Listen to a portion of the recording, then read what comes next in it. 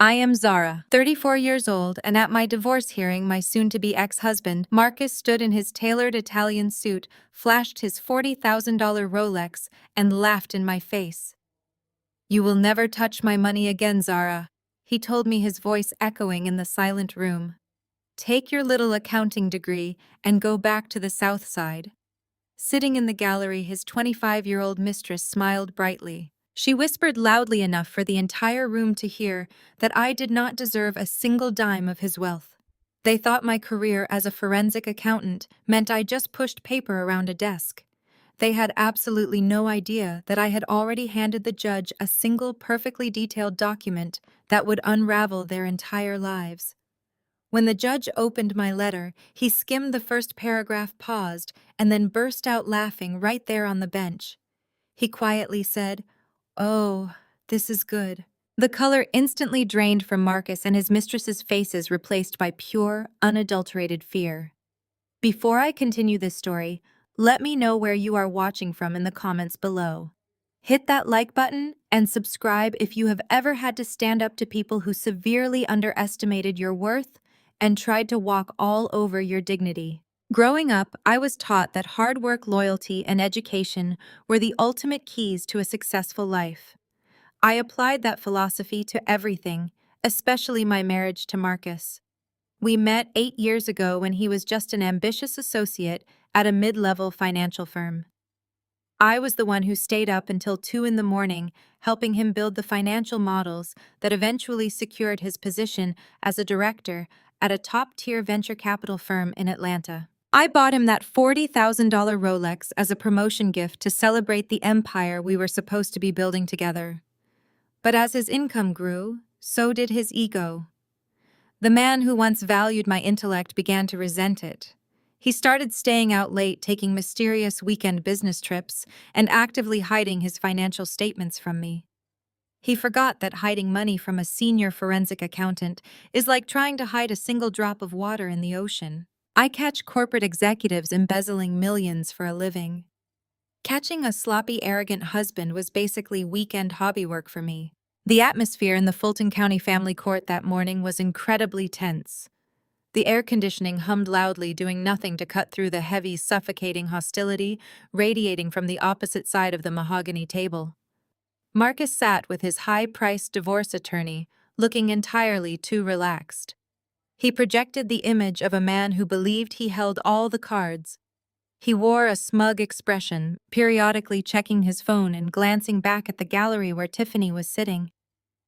Tiffany was his junior assistant, a young woman I had actually recommended he hire 2 years ago because I thought her resume showed promise. Instead of focusing on her career, she focused on my husband. She sat in the courtroom gallery, wearing head-to-toe designer labels, holding a quilted leather handbag that cost more than my first car. She crossed her legs and whispered mocking comments to a friend she had brought along for moral support. They were treating my divorce hearing like a reality television show watch party. Marcus leaned across the heavy wooden table separating us. His cologne, a custom scent I had picked out for him in Paris, wafted over to me, making my stomach churn. "You really thought you could drag me into court and take half of what I built?" he sneered, his voice dropping to a harsh whisper so the court reporter would not hear. "You are nothing but a glorified bookkeeper, Zara. I am a venture capitalist. I create wealth. You just count other people's money. You will not get a fraction of my portfolio. Go back to your little apartment and leave the real business to me." From the gallery, Tiffany let out a soft, mocking laugh. I did not react. I did not cry. I did not raise my voice, and I certainly did not break eye contact. Over the past 6 months, while Marcus was busy treating his life like an endless rap video, I had been quietly, methodically stripping away every layer of his financial deception. I sat with my posture perfectly straight, my hands folded neatly in front of me. I wore a simple, tailored navy suit. I did not need flashy labels to prove my worth. I knew exactly what was inside the manila envelope I had just submitted to the court clerk. It was an executive summary of a 3-month private investigation I had conducted using federal tracking databases. It detailed exactly where Marcus had been funneling his money, but more importantly, it detailed whose money he was actually funneling. Judge Harrison, a veteran of the family court system who rarely showed emotion, adjusted his reading glasses as he pulled the single sheet of paper from the envelope. The courtroom was dead silent, save for the ticking of the wall clock. I watched the judge's eyes scan the top lines of my report. I had formatted it perfectly, highlighting the routing numbers, the offshore entity names, and the specific federal statutes that were currently being violated. I expected the judge to look concerned or perhaps stern. I did not expect him to physically react the way he did. Judge Harrison's eyebrows shot up toward his hairline. A small smile tugged at the corners of his mouth before he let out a sudden booming laugh that echoed off the high ceiling. It was a laugh of pure astonishment. He lowered the paper, looked directly at Marcus, and shook his head in disbelief. "Oh, this is good," the judge murmured almost to himself. He took off his glasses and fixed Marcus with a stare that could freeze boiling water. "Counsel," the judge said, his voice echoing with absolute authority. "I need a 15-minute recess to verify these federal tracking numbers with the clerk's office. Do not leave the premises, either of you." The judge struck his gavel sharply and walked off the bench. Marcus's arrogant smile vanished instantly. His attorney looked confused and panicked. Tiffany sat bolt upright in the gallery, the smirk completely wiped from her face. The trap had officially snapped shut.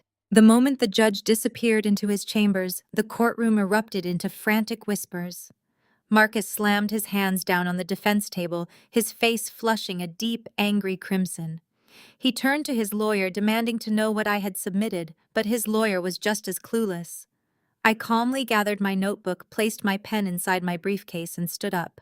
I did not spare Marcus a single glance as I walked down the center aisle toward the heavy wooden double doors at the back of the courtroom. The marble hallway outside the courtroom was wide and echoed with the sounds of other legal battles, but my personal battlefield was waiting for me right outside those doors. Before I could even take a deep breath of the hallway air, the courtroom doors burst open behind me. Marcus stormed out, completely abandoning any pretense of courtroom decorum. He marched right up into my personal space, his chest heaving. "What did you give him, Zara?" he demanded, his voice a harsh, aggressive hiss. "What kind of forged fake documents are you trying to pass off to a superior court judge? You are playing a dangerous game, and I will have your accounting license permanently revoked for perjury." I looked at the vein throbbing in his neck. It was fascinating how quickly a man who claimed to be untouchable could crumble when the spotlight of truth was turned on his shadow operations. "I did not forge anything, Marcus," I replied, my voice steady and cold. "I simply provided the court with a highly accurate map of your recent activities. I suggest you call your broker." Before Marcus could scream another threat, the elevator bell dinged at the end of the hall. Out stepped my mother-in-law, Patricia. Patricia was a 60-year-old woman who treated her life in Atlanta like she was starring in a soap opera about the black elite. She was dripping in status symbols, wearing a pristine white silk suit, a string of heavy Mikomoto pearls, and carrying a vintage designer bag.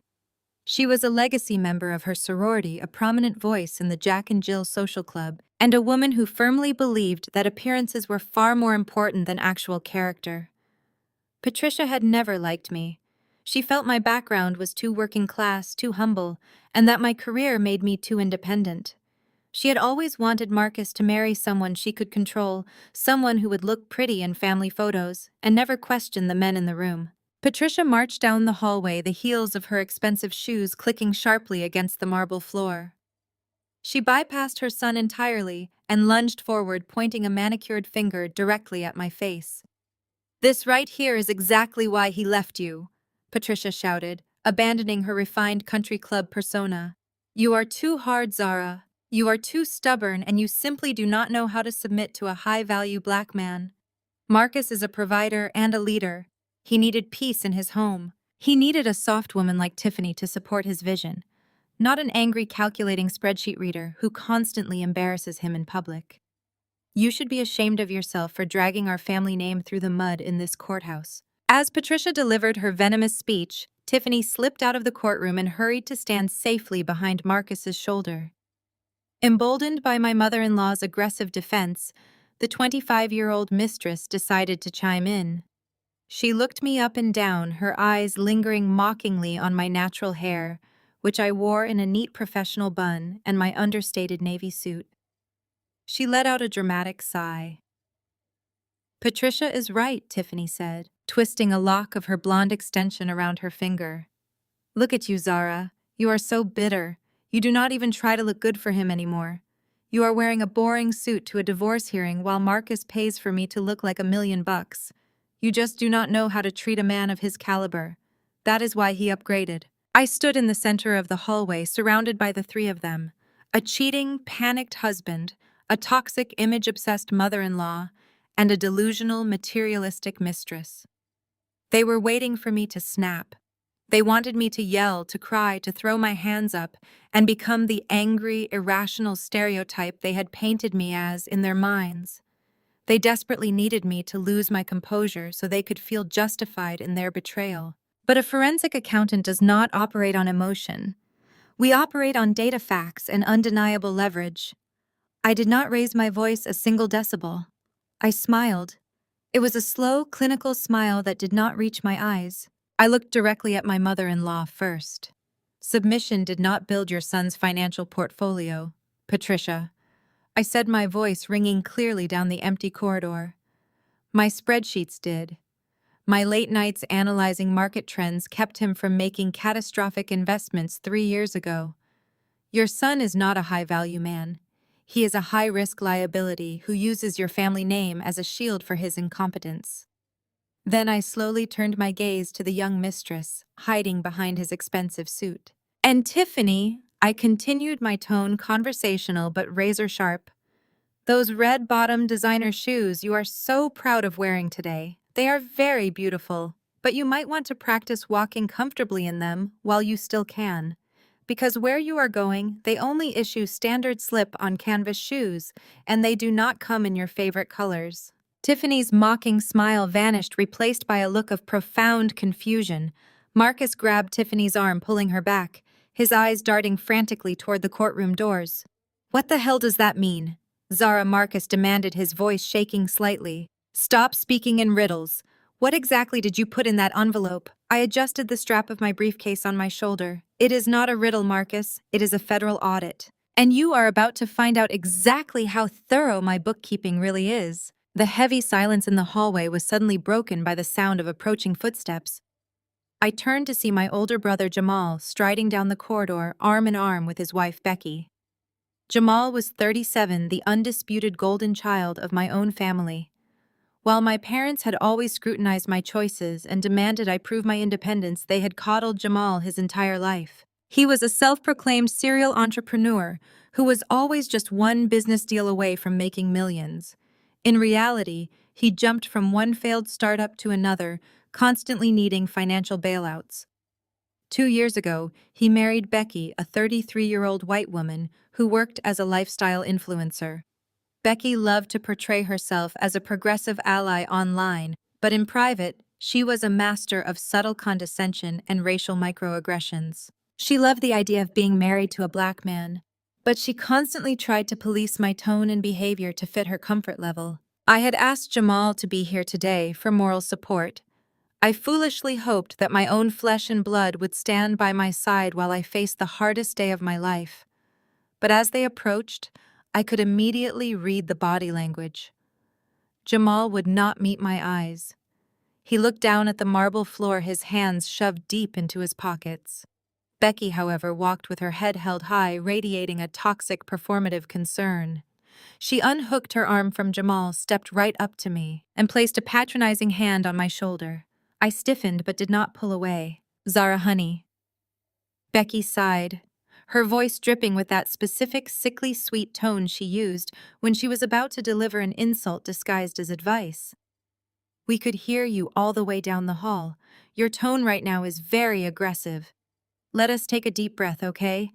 We really do not need to do the whole angry black woman stereotype here in a public courthouse. It is just not a good look for anyone." I stared at her, feeling a cold wave of betrayal wash over me. My own brother stood silently by while his wife Tone policed me in the middle of my divorce hearing. Becky was not finished. She glanced over at Marcus with a sympathetic smile, then turned back to me, lowering her voice, as if sharing a great secret. Look, Zara, we all know Marcus made a mistake, but he is a provider. He is a high-value man with a lot of pressure on his shoulders. Sometimes women like us, we just have to know when to compromise. You are pushing him too hard. You should really think about dropping these aggressive legal tactics so we can all move on and preserve the family's peace. Do not make this harder than it has to be. Let him have his peace and you can walk away quietly. It is the mature thing to do. The audacity of her words hung in the air.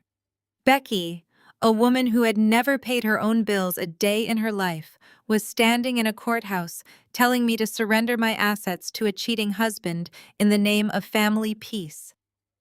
Jamal finally looked up, offering a weak, pathetic shrug. She is right, Zara, Jamal mumbled, refusing to look me in the eye. You are making a huge mess out of this. Just let the lawyers handle a standard split. You have a good job. You can start over. Do not drag the family into a massive public scandal. We do not need the drama right now. I looked at my brother and his wife. The sheer hypocrisy of their presence here was astounding. They wanted me to shrink myself.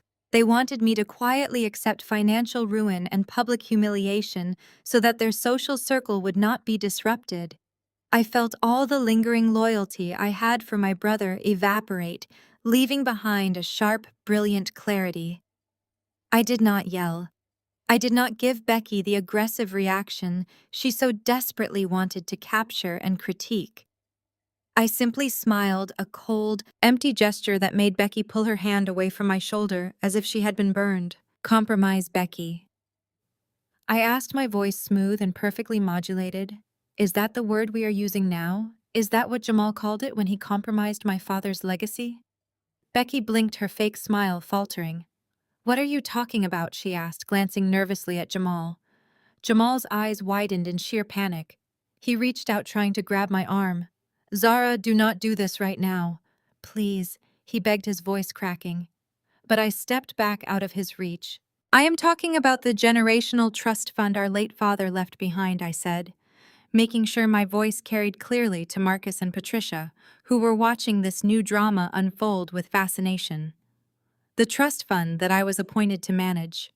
I asked you both to compromise Becky. Did you think I would not notice the missing funds? Did you think a forensic accountant would not audit her own family's accounts? I looked directly into Becky's pale, terrified face. Is compromise what Jamal called it when he forged my signature on federal banking documents to drain $80,000 from our father's trust last month? Because according to the wire transfers I traced yesterday, that money did not go to his fake startup. It went directly to paying off your severely delinquent Neiman Marcus and Saks Fifth Avenue credit cards. Becky's mouth dropped open in absolute horror. She turned to Jamal, her face drained of all color. You told me that was seed money from an angel investor? She shrieked, her carefully curated persona shattering into a million pieces. Jamal was physically trembling, backing away from his wife and from me.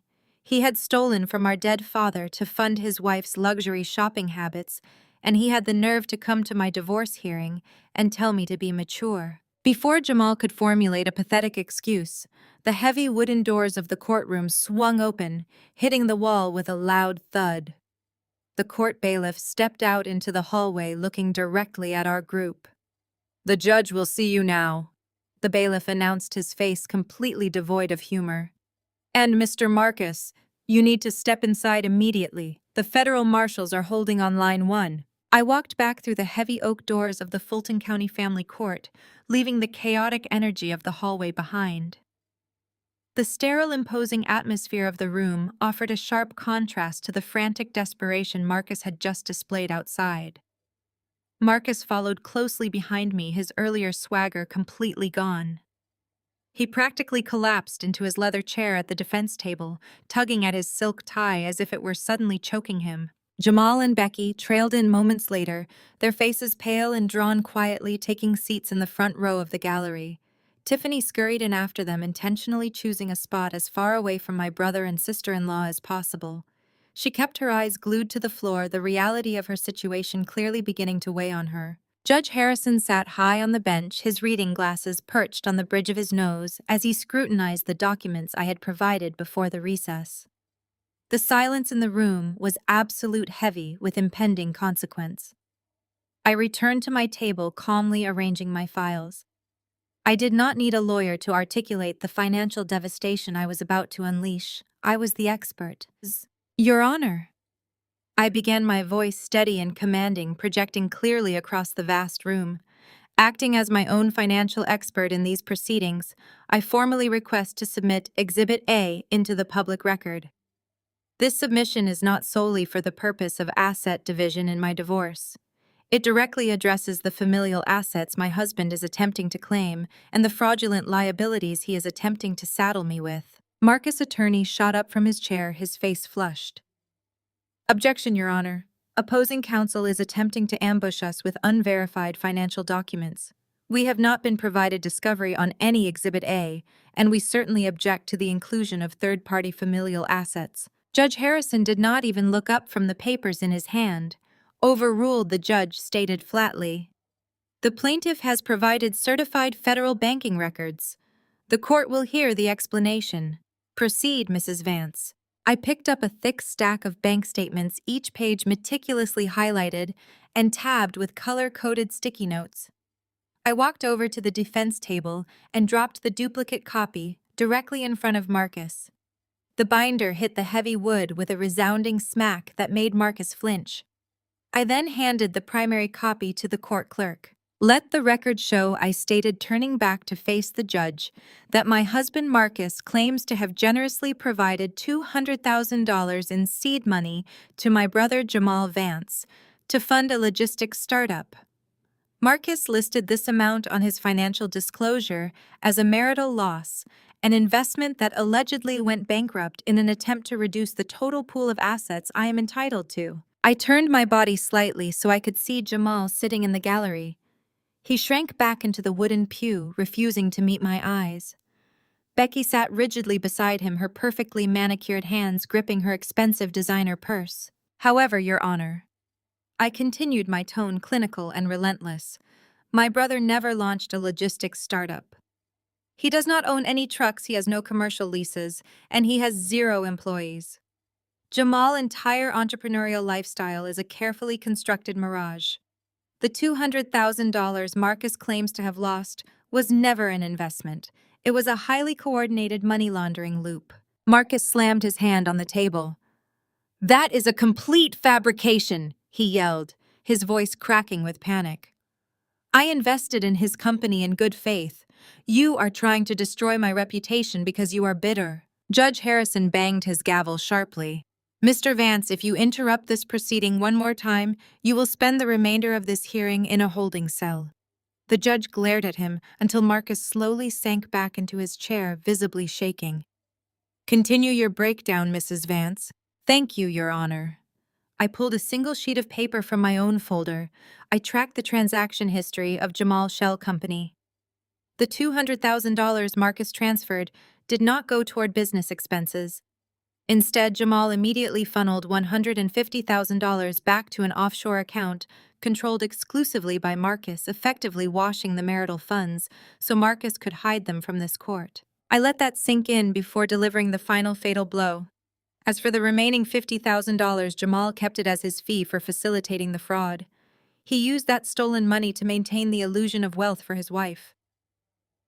I looked directly at Becky. She was staring at me with wide, horrified eyes. Her breathing had become rapid and shallow. I directed my voice toward the gallery, ensuring every word resonated with absolute clarity. That money paid for the luxury vacations, the high-end leased vehicles, and the designer wardrobes that Becky loves to flaunt at her country club events. But Jamal has terrible spending habits.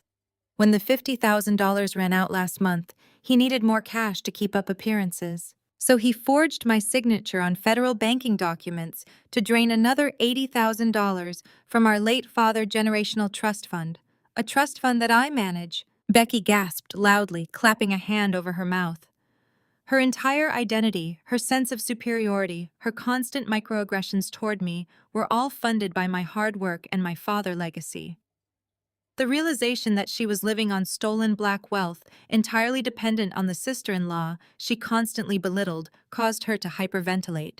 She slumped forward, clutching her chest desperately, trying to catch her breath. Jamal leaped to his feet, his face sweating profusely. The polished, successful businessman facade had completely shattered. Zara. That is enough, he bellowed, his voice echoing through the courtroom. I am your older brother. You do not speak to me this way. You shut your mouth right now and show some respect. I did not flinch. I did not step back. I simply stared at the man who had stolen from our father's grave to impress a woman who despised our culture. Judge Harrison struck his gavel with explosive force. The sharp crack silenced the room instantly. Sir, the judge thundered, pointing his gavel directly at Jamal. You are a guest in my gallery. If you issue one more command to an officer of this court or attempt to intimidate the plaintiff, I will hold you in criminal contempt and have you arrested immediately. Sit down and remain silent. Jamal froze.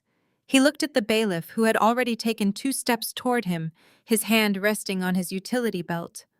Completely humiliated, stripped of all authority and dignity, Jamal slowly sank back onto the wooden bench. Becky shoved him away, sobbing hysterically into her hands. Their wealthy, privileged lifestyle had been exposed as a total fraud in front of everyone.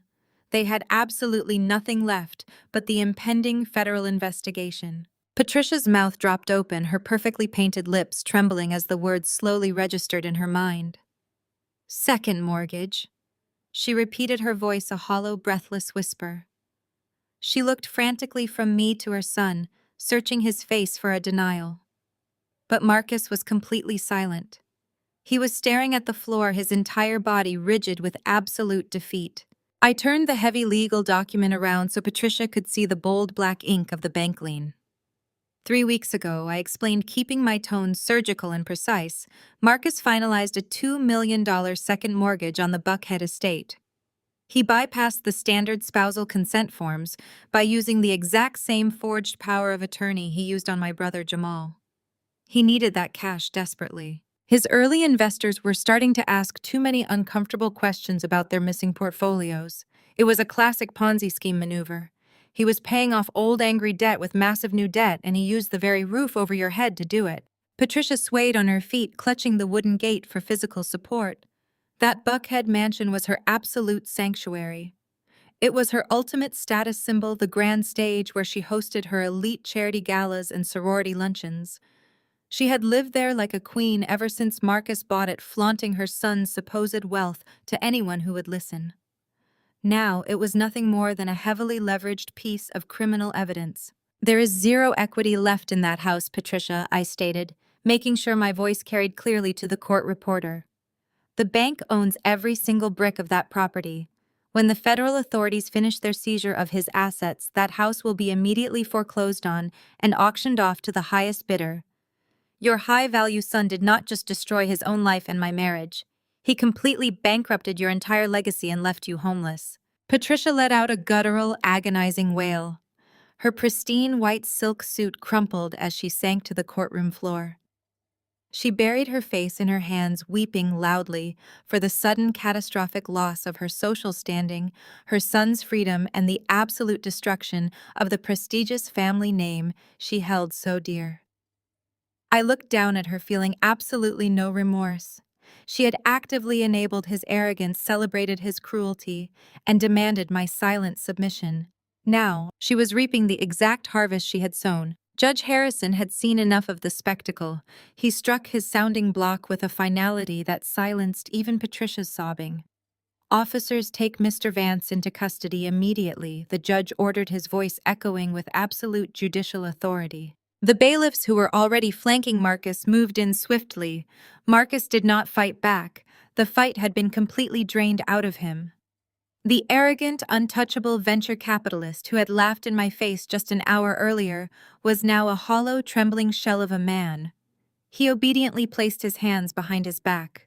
The metallic click of the handcuffs echoing in the courtroom sounded exactly like the closing of a heavy steel vault door. He was escorted out of the side entrance by the armed guards, his head hanging low, entirely unable to look at his weeping mother or the devastation he had caused. On the other side of the room, Tiffany was still sobbing hysterically as a female bailiff led her away to a separate holding area for questioning. The young, image-obsessed mistress who had mocked my professional attire in the hallway was now facing the terrifying, inescapable reality of federal tax fraud and conspiracy charges. Her vintage designer handbag remained forgotten on the marble floor, a useless piece of leather in the face of a decade-long prison sentence. Judge Harrison took a deep breath, adjusting his robes before turning his attention back to me. "Mrs. Vance," he said, his tone softening with a measure of profound professional respect. "Given the extraordinary evidence presented today regarding massive financial fraud and the deliberate, calculated attempt to defraud this court with a perjured financial affidavit, I am granting an immediate emergency freeze on all of Mr. Vance's domestic and offshore accounts. Furthermore, I am severing your financial liability entirely from his criminal debts. You are fully protected under the law.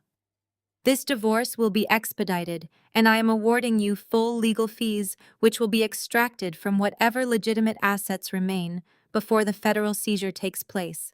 "Thank you, Your Honor," I replied, bowing my head slightly. I systematically packed my documents back into my leather briefcase. I snapped the brass locks shut. The sound was crisp, decisive, and deeply satisfying. I walked down the center aisle of the courtroom, stepping right past the weeping Patricia without breaking my stride. I pushed open the heavy wooden doors and walked out into the corridor. The hallway was completely empty now. Jamal and Becky were long gone, undoubtedly fleeing the courthouse in a state of absolute panic. When I finally pushed through the main exit of the building, the bright Atlanta sun was shining directly overhead. The oppressive humidity that had bothered me that morning now just felt like a warm, welcoming embrace.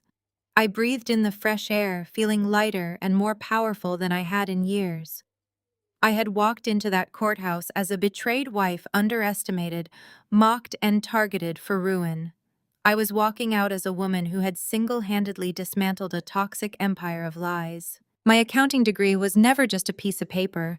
It was the ultimate weapon that set me free. 6 months later, Marcus and Tiffany were officially indicted on multiple federal charges of wire fraud, embezzlement, and tax evasion. Jamal and Becky were forced to file for bankruptcy, their luxury cars repossessed, and their fake influencer lifestyle completely destroyed. Meanwhile, my forensic accounting firm absolutely skyrocketed. The high-profile nature of the case put my name on the map.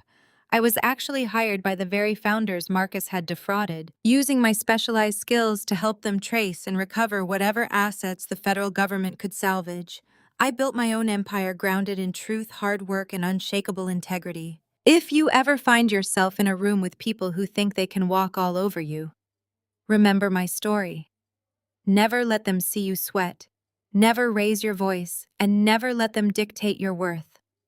Just quietly collect your data, build your case, and wait for the absolute perfect moment to let the truth destroy their illusions.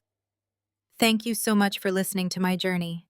Hit that like button, subscribe to the channel, and share this video with anyone who needs a reminder that the best revenge is always a life well lived and a ledger perfectly balanced. Judge Harrison shifted his weight on the heavy leather bench, his brow deeply furrowed as he stared down at the offshore banking documents I had just submitted. The sharp rustle of the paper seemed to echo loudly in the cavernous courtroom. He lowered the document slowly and peered over the rim of his reading glasses, fixing me with an incredibly intense, probing stare. "Mrs. Vance," the judge began, his tone sharp and highly skeptical. "I have been sitting on this bench for 2 decades. I know exactly how international banking privacy laws operate. These are highly classified, heavily encrypted routing numbers from a jurisdiction famous for shielding corporate assets. The Cayman Islands do not simply hand over private corporate ledgers to spouses during a divorce proceeding. How exactly did you obtain this level of granular financial intelligence without a federal subpoena?" Marcus instantly seized upon the judge's question like a drowning man grabbing a life preserver. He leaped out of his chair, pointing a shaking finger directly at me. "I told you, Your Honor!" Marcus shouted, his voice echoing with desperate triumph. "She is a criminal. She hacked into my secure corporate servers. She committed federal cyber espionage to steal those documents. I demand that she be arrested right now. She belongs in handcuffs, not me. I did not raise my voice. I did not even look at my soon-to-be ex-husband. I kept my eyes locked respectfully on the judge. I smoothly unclasped the front pocket of my briefcase and pulled out a heavy navy blue leather identification folder. I opened it and placed it carefully on the edge of the judge's bench. I did not hack a single server, Your Honor. I stated clearly, my voice carrying total unshakable authority. My husband and his family have spent the entire morning loudly declaring that I am nothing but a glorified bookkeeper. They believe my job consists of reading spreadsheets and pushing paper around a cubicle. They are entirely mistaken. For the past 4 years, I have operated as a lead forensic investigator, contracted directly by the Securities and Exchange Commission. My specific division hunts corporate predators. I possess top-tier federal clearance to access international financial tracking databases when investigating suspected corporate fraud. I did not need to break the law to find my husband's hidden money, because it is literally my federal mandate to expose men exactly like him. The triumphant smirk melted off Marcus's face, instantly replaced by a mask of pure, paralyzing horror. He sank slowly back into his chair, his legs suddenly unable to support his own weight. I turned my attention to the stack of highlighted bank statements resting on the defense table. That $3.5 million sitting in Tiffmark Holdings is not just a collection of hidden marital assets. I continued pacing slowly across the open floor of the courtroom. If my husband had simply tried to hide his own salary from our divorce settlement, he would just be greedy. But the reality is far more sinister. I asked the court to turn to page 6 of the forensic audit. Judge Harrison flipped the pages immediately, his eyes scanning the highlighted lines of data. I walked the court through the exact anatomy of his crimes, breaking down the complex financial web so clearly that even a child could understand the depth of his betrayal. Over the last 18 months, Marcus systematically embezzled investment capital and retirement funds directly from his own clients. He specifically targeted working-class black tech founders right here in Atlanta. These were young, brilliant entrepreneurs from the South Side who trusted him implicitly. They handed over their hard-earned seed money, their business loans, and in some cases, the life savings of their own parents, because Marcus promised to elevate their businesses. He looked them in the eye at networking galas, shook their hands, and promised them a seat at the table of generational wealth. I paused, letting the crushing weight of that betrayal settle heavily over the room. Instead of investing their capital, Marcus bled them dry. I pointed to the specific routing numbers on the judge's copy of the audit. He set up an automated money laundering loop. Every time a new round of funding came into his firm, he skimmed 20% right off the top, classifying the theft as administrative retainers and consulting fees. He funneled that stolen seed money through 3 different shell companies in Delaware before washing it through a Swiss holding bank. From there, it was deposited directly into the Cayman Islands account registered to his mistress. He stole from his own community to fund his playboy lifestyle. He destroyed the futures of dozens of hardworking families just so he could buy $40,000 watches, lease luxury vehicles, and rent hotel rooms to cheat on his wife. The courtroom went dead silent. It was an absolute suffocating quiet. The air conditioning hummed softly, but no one dared to breathe. The court reporter had completely stopped typing, her hands hovering frozen over her keyboard. In the gallery, Patricia clutched her chest, looking as though she might physically vomit. The realization that her son was not a high-value provider but a parasitic thief who preyed on his own people completely shattered her elitist worldview. At the defense table, Marcus's high-priced divorce attorney had gone rigid. His face turned a sickly pale shade of gray. Just minutes earlier, this lawyer had confidently submitted a sworn financial affidavit claiming Marcus was practically broke, requesting that I pay alimony to support him. The attorney looked down at that perjured affidavit, then looked at the irrefutable evidence of federal wire fraud resting right next to it. He realized with terrifying clarity that his client had lied to him, and by presenting that false document, he had unknowingly committed perjury before a superior court judge.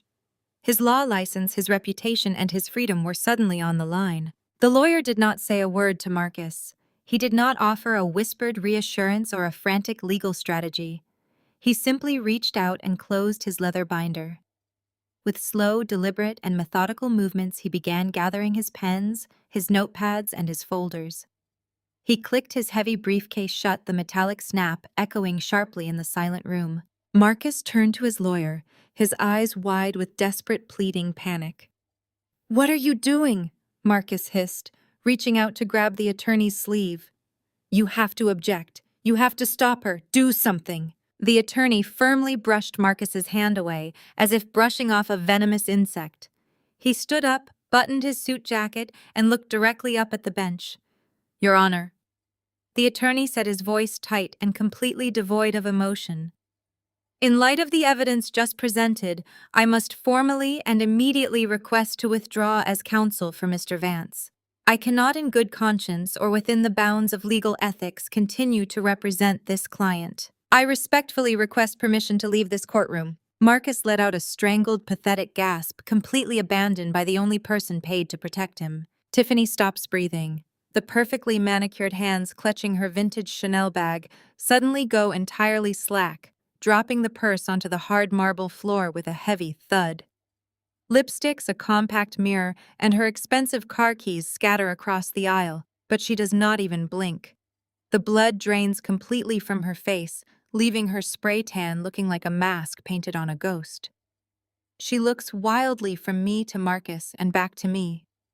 The realization of what she has signed, of what Marcus had convinced her to do under the guise of true love and building a future together, crashes down upon her shoulders like a physical weight.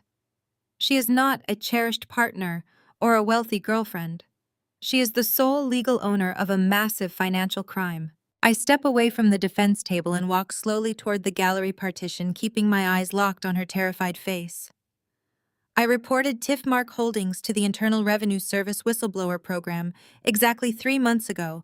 I explain, making sure every single syllable is crystal clear. The federal authorities have completed their preliminary audit. Because the offshore company is registered entirely in your name, Tiffany, you are legally classified as the sole proprietor of a money laundering operation. According to the federal government, your company owes $1.2 million in back taxes, penalties, and severe fraud fines." Tiffany lets out a choked, desperate sob, clapping her hands over her mouth. She stumbles backward, her knees hitting the hard wooden bench. "Furthermore, I continue showing absolutely no mercy because you are the sole signatory on the accounts receiving embezzled client funds. You are currently the primary target of a federal wire fraud investigation. The mandatory minimum sentencing guidelines for holding and laundering $3.5 million in stolen assets is 10 to 15 years in a federal penitentiary." Marcus lunges forward, grabbing the edge of his table. "She signed the papers willingly," he shouts, his voice cracking with pure, cowardly desperation.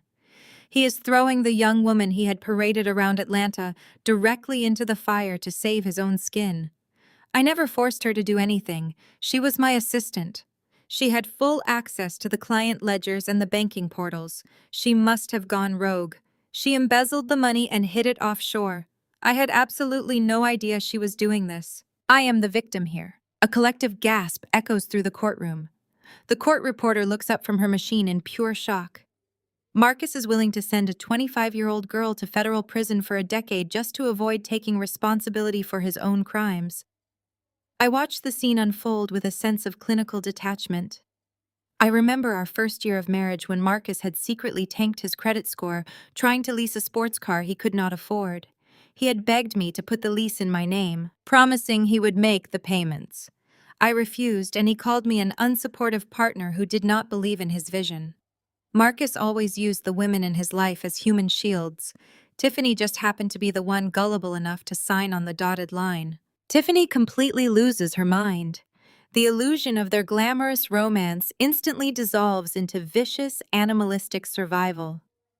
She scrambles over the wooden partition, her expensive heels snagging on the wood and snapping off. She lunges directly at Marcus, her manicured hands curled into claws. "You ruined my life," she shrieks, swinging wildly and scratching at his face. "You set me up. You told me it was a tax shelter for your bonuses. You told me it was completely legal. Marcus throws his arms up to protect himself, yelling for security. "Get off me, you crazy girl!" he bellows, stumbling backward until he hits the defense attorney chair. "Do not try to drag me down for your crimes. You signed the papers. You promised we were moving to Tulum." Tiffany screams the absolute betrayal, shattering her carefully maintained composure. "You told me we were going to build a life together with that money. You said Zara was just a boring hurdle we had to get past."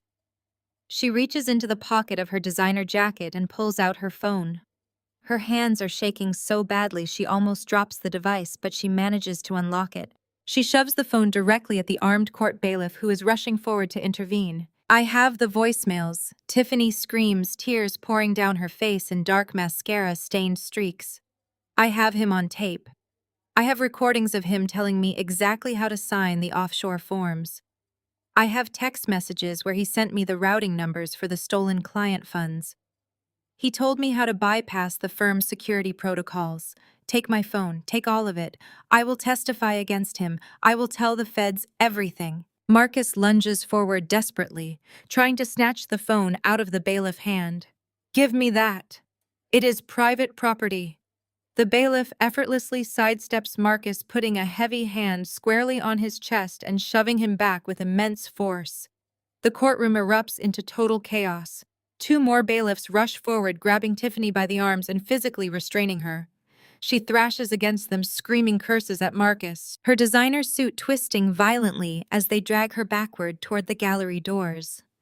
It is a pathetic, spectacular collapse of everything they thought they had built. From the front row of the gallery, Patricia watches the scene unfold in absolute horror. Seeing her golden boy son about to be arrested, seeing his mistress dragged away by armed guards offering to turn state evidence, Patricia finally loses all sense of her country club decorum. The refined, pearl-clutching matriarch vanishes. She bursts through the little wooden gate, ignoring the warnings of the court staff. She runs toward the bench, screaming hysterically at the judge. "You cannot do this. My son is a pillar of the Atlanta community. He is a respected businessman. This is a terrible misunderstanding." She then whips around to face me, her eyes burning with desperate fury. "Zara, you evil, vindictive girl, fix this right now. Tell them it is a mistake." I just stare at her, marveling at the delusion that she still believes I owe her son protection. When I do not respond, Patricia pivots to her final desperate asset. "We do not need that offshore money," she yells, waving her hands frantically in the air. "We can pay it all back. Marcus, you still have the Buckhead estate. The mansion is in your name alone. We will sell the Buckhead house tomorrow morning. We will pay back the clients, pay the IRS, and make this entire nightmare go away." She glares at me triumphantly, convinced she has found the perfect escape hatch. "Zara, you are ordered to vacate that property today. It belongs to my son and it is going to save him." I slowly reach back into my briefcase, my fingers closing around a thick legal document stamped with the heavy red seal of the state of Georgia. I pull it out and place it gently on the table. "About that Buckhead mansion, Patricia," I say, my voice cutting through the noise with absolute precision. "Did you really think I would not notice the second mortgage he took out on it?" I turned my back on the gallery and let the heavy wooden gate swing shut behind me. With Jamal and Becky neutralized their fraudulent lifestyle, exposed for the entire court, to see it was finally time to address the primary architect of this disaster. I walked slowly back to the plaintiff table, my heels striking the polished floor with rhythmic precision. Marcus sat at the defense table, his jaw clenched tight. He had watched his brother crumble, but his own arrogance remained entirely intact.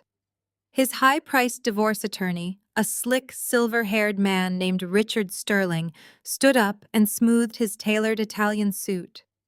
Richard projected an aura of absolute confidence, completely unaware that his client was steering him directly off a cliff. "Your Honor." Richard began, his voice projecting a practiced, sorrowful tone. "We formally submit Mr. Vance's final financial affidavit into the court record. As the court will see, my client has suffered catastrophic professional setbacks over the past year. His venture capital firm took a massive hit in the last quarter due to unforeseen market volatility and poor sector performance. He is currently left with a mere $150,000 in liquid assets, And the marital home in Buckhead is heavily mortgaged. He is for all intents and purposes financially devastated. Richard paused for dramatic effect, glancing back at Marcus, who had managed to compose his features into a mask of solemn hardship. Because the plaintiff is a highly successful, independently wealthy financial professional, Richard continued, leaning heavily on the defense table, and because my client has grown accustomed to a certain standard of living during their decade-long marriage, we are formally requesting spousal support. My client requires alimony to maintain his lifestyle and cover his basic living expenses while he attempts to rebuild his shattered business from the ground up. A heavy silence blanketed the courtroom. The sheer audacity of the request was staggering. Marcus was actually sitting in a court of law under oath asking the wife he had systematically betrayed to fund his daily expenses and subsidize his affairs. He looked directly at me across the aisle, a faint mocking smirk playing at the corners of his mouth. He truly believed he had outsmarted me. He believed his offshore walls were impenetrable. I did not argue. I did not raise my voice, express outrage, or object to the ridiculous demand for spousal support. Instead, I calmly picked up a sleek black binder from my table. I walked directly to the bench and handed the primary copy to the court clerk. I then walked over to the defense table and dropped the duplicate copy squarely in front of Richard Sterling. The heavy binder landed with a loud thud that made Marcus flinch. "Your Honor," I stated, my voice echoing with clinical authority, "I do not contest the submission of my husband's financial affidavit. In fact, I welcome it because it perfectly sets the stage for Exhibit B." Judge Harrison opened the binder, his eyes scanning the first page. Richard Sterling opened his copy simultaneously. I watched the blood instantly drain from the high-priced attorney face. His confident posture crumbled, his shoulders sagging as his eyes darted across the highlighted numbers. He looked at Marcus with an expression of pure, unadulterated horror. Exhibit B is a comprehensive forensic audit of an offshore limited liability company, I explained, turning slightly so my voice carried to every corner of the room. This entity is registered in the Cayman Islands under the brilliantly creative name Tiff Mark Holdings. Despite my husband's sworn claim of financial ruin, and despite his desperate plea for alimony to buy groceries, this specific offshore account currently holds exactly $3.5 million in untaxed hidden cash. The courtroom erupted into a chaotic murmur. Marcus leaped from his heavy leather chair so violently that it tipped backward and crashed onto the floor. "That is a lie," Marcus screamed, his voice cracking with sheer, unadulterated panic. His face turned a dangerous, mottled shade of crimson. He pointed a shaking finger at me. "She is a liar. You cannot use those documents. She illegally hacked into my private computer network to get those routing numbers. She is committing cybercrimes right under your nose, Your Honor. She belongs in jail. Arrest her." Judge Harrison struck his sounding block with explosive force. "Mr. Vance, I warned you about your outbursts," the judge thundered, his voice radiating pure fury. "Sit down and remain silent, or I will hold you in contempt and have you removed from this courtroom in shackles." Richard Sterling frantically grabbed Marcus by the arm, yanking him back down into his seat. The attorney was sweating profusely. He leaned in, his voice a harsh, furious whisper that carried across the aisle. "You swore to me, you disclosed everything," Richard hissed. "You signed a federal affidavit." Richard realized in real time that his client had just lied to him. By submitting that financial affidavit, Richard had unknowingly presented perjured documents to a superior court judge. His law license, his professional reputation, and his freedom were suddenly on the line. He pushed his chair away from Marcus, physically distancing himself from the toxic fallout. "I did not hack a single server, Your Honor." I continued, smoothing my jacket and maintaining absolute eye contact with the judge. The offshore accounts were heavily encrypted, yes. But Marcus made a fatal amateur error. He used marital funds to pay the annual registration fees for the Cayman Islands Shell Company. He routed a payment of $2,000 from our joint checking account directly to a registered agent in Grand Cayman. Once I identified that singular transaction, I simply pulled the public corporate registry for that specific agent. The money trail was incredibly easy to follow. I turned to face Marcus, letting him see the cold, relentless determination in my eyes. "You see, Your Honor, my husband spent months systematically draining his venture capital firm. He liquidated solid assets, fabricated investment losses on his quarterly reports, and wired the capital directly into Tiffmark Holdings. He orchestrated a massive coordinated effort to hide $3.5 million from this court and from me so he could claim poverty and force me to pay him alimony. I walked back to my table pointing at the financial affidavit Marcus had just submitted. By signing that document and presenting it to this court today, Marcus Vance committed blatant perjury. He swore under penalty of state and federal law that his liquid assets totaled $150,000. Exhibit B proves definitively that he is hiding millions. Marcus was breathing heavily, his chest heaving as he stared at the audit in front of him. He looked toward the gallery, locking eyes with Tiffany, who had gone completely pale. The reality of his exposure was crashing down upon him. "Your Honor," I concluded, resting my hands on the table. "My husband built a fortress of lies, assuming I was too blind or too distracted to look at the ledger. But numbers tell a story that cannot be manipulated by charm, aggression, or gaslighting.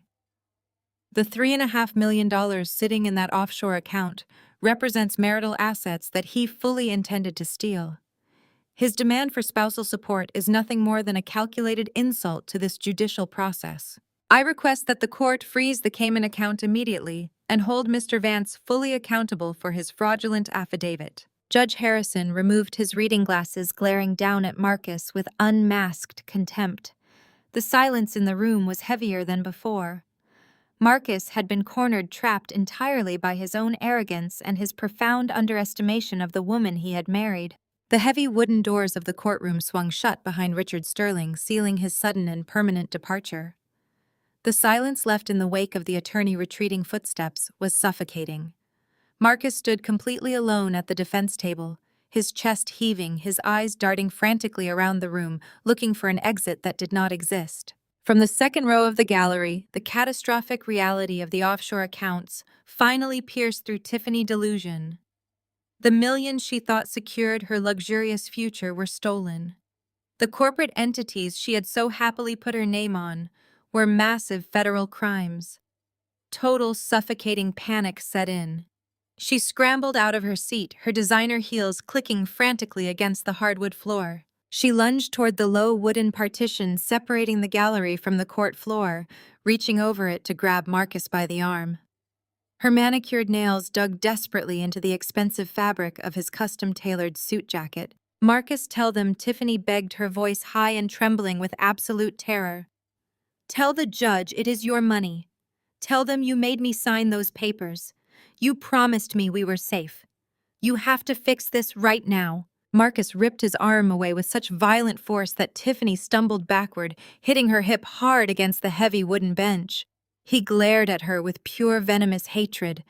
The charming, generous benefactor she thought she loved evaporated in an instant, replaced by a cornered animal desperate to survive. "Get off me!" Marcus shouted, his voice echoing sharply in the cavernous room. He turned his back on her completely and looked up at Judge Harrison, raising his hands in a frantic gesture of innocence. "Your Honor, you have to believe me.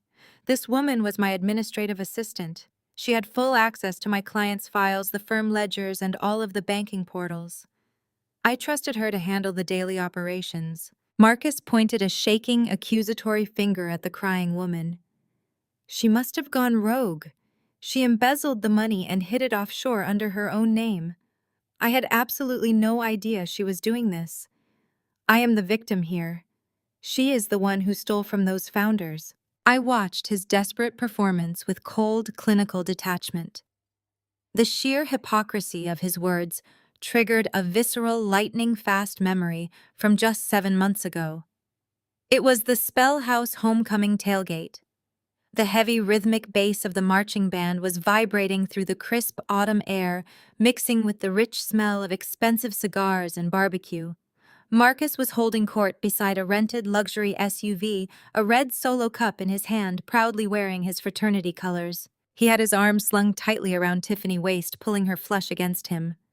He was loudly boasting to his line brothers, his chest puffed out with arrogant pride. "This is my ride or die right here," he had bragged, kissing her cheek while she giggled and adjusted his gold chain. "She holds me down no matter what. A real one." Now standing in the sterile, unforgiving light of the Fulton County Courthouse, he was tossing his ride or die straight into the jaws of a federal penitentiary without a single second of hesitation, just to save his own skin. I looked at Marcus with absolute zero empathy. "You are absolutely right, Marcus," I said, my voice slicing through his frantic lies. "Your name isn't anywhere on those specific Cayman Incorporation documents. You are legally insulated from the corporate registry." I turned my body slowly toward the gallery, locking eyes directly with his mistress. Tiffany was hyperventilating, her chest heaving, as she stared at the man who had just offered her up as a sacrificial lamb.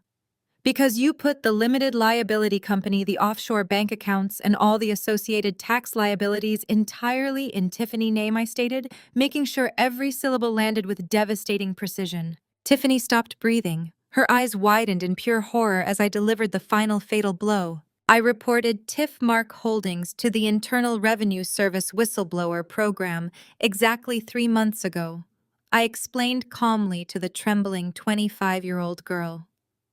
"Because the company is 100% in your name, you are legally the sole proprietor of a massive money laundering and tax evasion operation.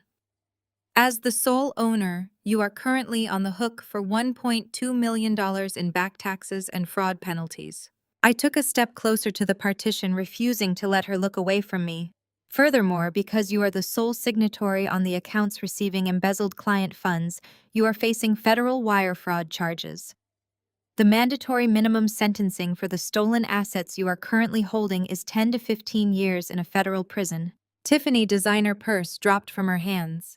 It hit the marble floor with a heavy thud, spilling lipsticks and expensive keys across the aisle, but she did not even blink. Her spray tan looked like a mask painted over a ghost.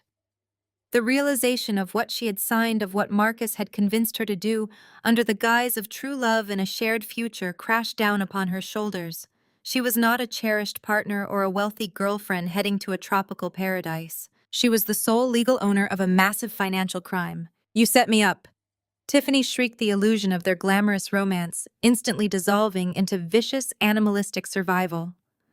She scrambled over the wooden partition, her expensive heels snagging on the wood and snapping off. She lunged directly at Marcus, her hands curled into claws. "You ruined my life. You told me it was a tax shelter for your bonuses.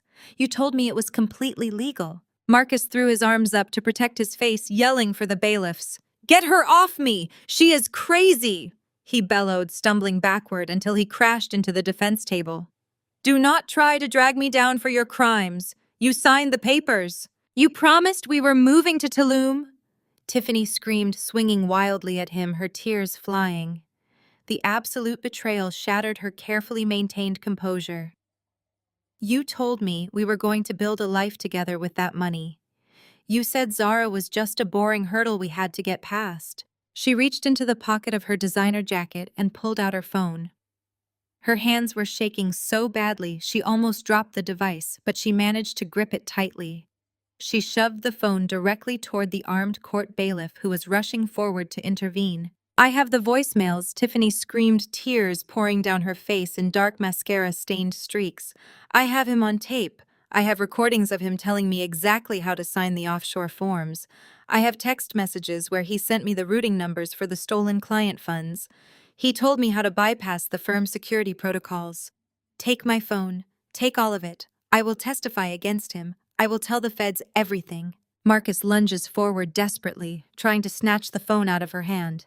"Give me that. It is private property." The bailiff effortlessly sidestepped Marcus, putting a heavy hand squarely on his chest and shoving him back with immense force. The courtroom erupted into total chaos. 2 more bailiffs rushed forward, grabbing Tiffany by the arms and physically restraining her. She thrashed against them, screaming curses at Marcus, her designer suit twisting violently as they dragged her backward toward the gallery doors. It was a pathetic, spectacular collapse of everything they thought they had built. Patricia freezes. Her hand, which had been pointing accusatorily at me just seconds ago, drops slowly to her side. The triumphant glare on her face vanishes, replaced by a hollow, sickening confusion. She turns slowly toward her son, her heavy pearl necklace rattling against her chest. Marcus refuses to meet her eyes. He stares down at the defense table, his shoulders hunched, his jaw clenched so tightly a muscle twitches violently in his cheek. Marcus, Patricia whispers, the shrill, demanding edge completely gone from her voice. What is she talking about? The Buckhead house has been paid off for 3 years. Your father and I helped you with the down payment to ensure you had equity. You promised me it was a secure asset. I do not give Marcus the chance to spin another web of lies. I slide the heavy red-stamped document across the plaintiff table toward the gallery partition, making sure it lands right in her line of sight. 6 months ago, I explained, my voice carrying clearly through the stunned silence of the courtroom. Just before Marcus filed for divorce to pursue his new life, he secretly took out a second mortgage on the Buckhead estate. He leveraged the entire property behind my back to extract $800,000 in cash. Patricia stumbles backward, bumping hard into the little wooden gate she had just aggressively pushed through. Her eyes are wide with disbelief. But where did the money go? She asks, her voice trembling. You said you were liquid. Where is it? It went directly into a failing cryptocurrency startup founded by one of his fraternity brothers. I state coldly, delivering the facts with brutal precision. A startup that went completely bankrupt exactly 30 days after Marcus wired the funds. He chased a ridiculous high-risk investment, hoping to double his money before the divorce proceedings began, and he lost every single penny of it. The Buckhead mansion is currently 90 days past due on that secondary note. The bank initiated foreclosure proceedings last Tuesday. A collective gasp ripples through the remaining gallery members. Marcus had spent his entire adult life projecting the image of a titan of industry, a financial genius who built wealth effortlessly. In reality, he was a desperate, arrogant gambler, leveraging his family assets to fund his reckless ego. You lied to me! Patricia gasps, clutching her chest as she stares at her golden boy. You sat in my dining room last Sunday and told me the business was going through a minor restructuring. You told me the house was a fortress. You leveraged the home your father helped you buy for a digital coin. Mom, please! Marcus croaks, finally looking up. His voice is weak, stripped of all its usual booming power. I was trying to build generational wealth. I was going to pay it back before anyone noticed. The market just turned on me. It was supposed to be a sure thing.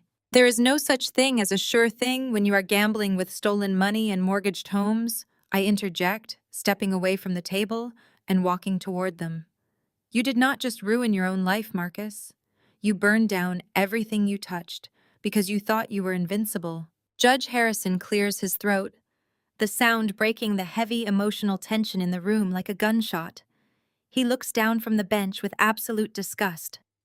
Mrs. Vance, I strongly suggest you return to the gallery before I have my bailiffs remove you as well. This court has entertained enough outbursts for one afternoon. Patricia does not argue. The fierce, demanding matriarch who had marched up to the bench demanding I fix her son's mistakes is entirely gone.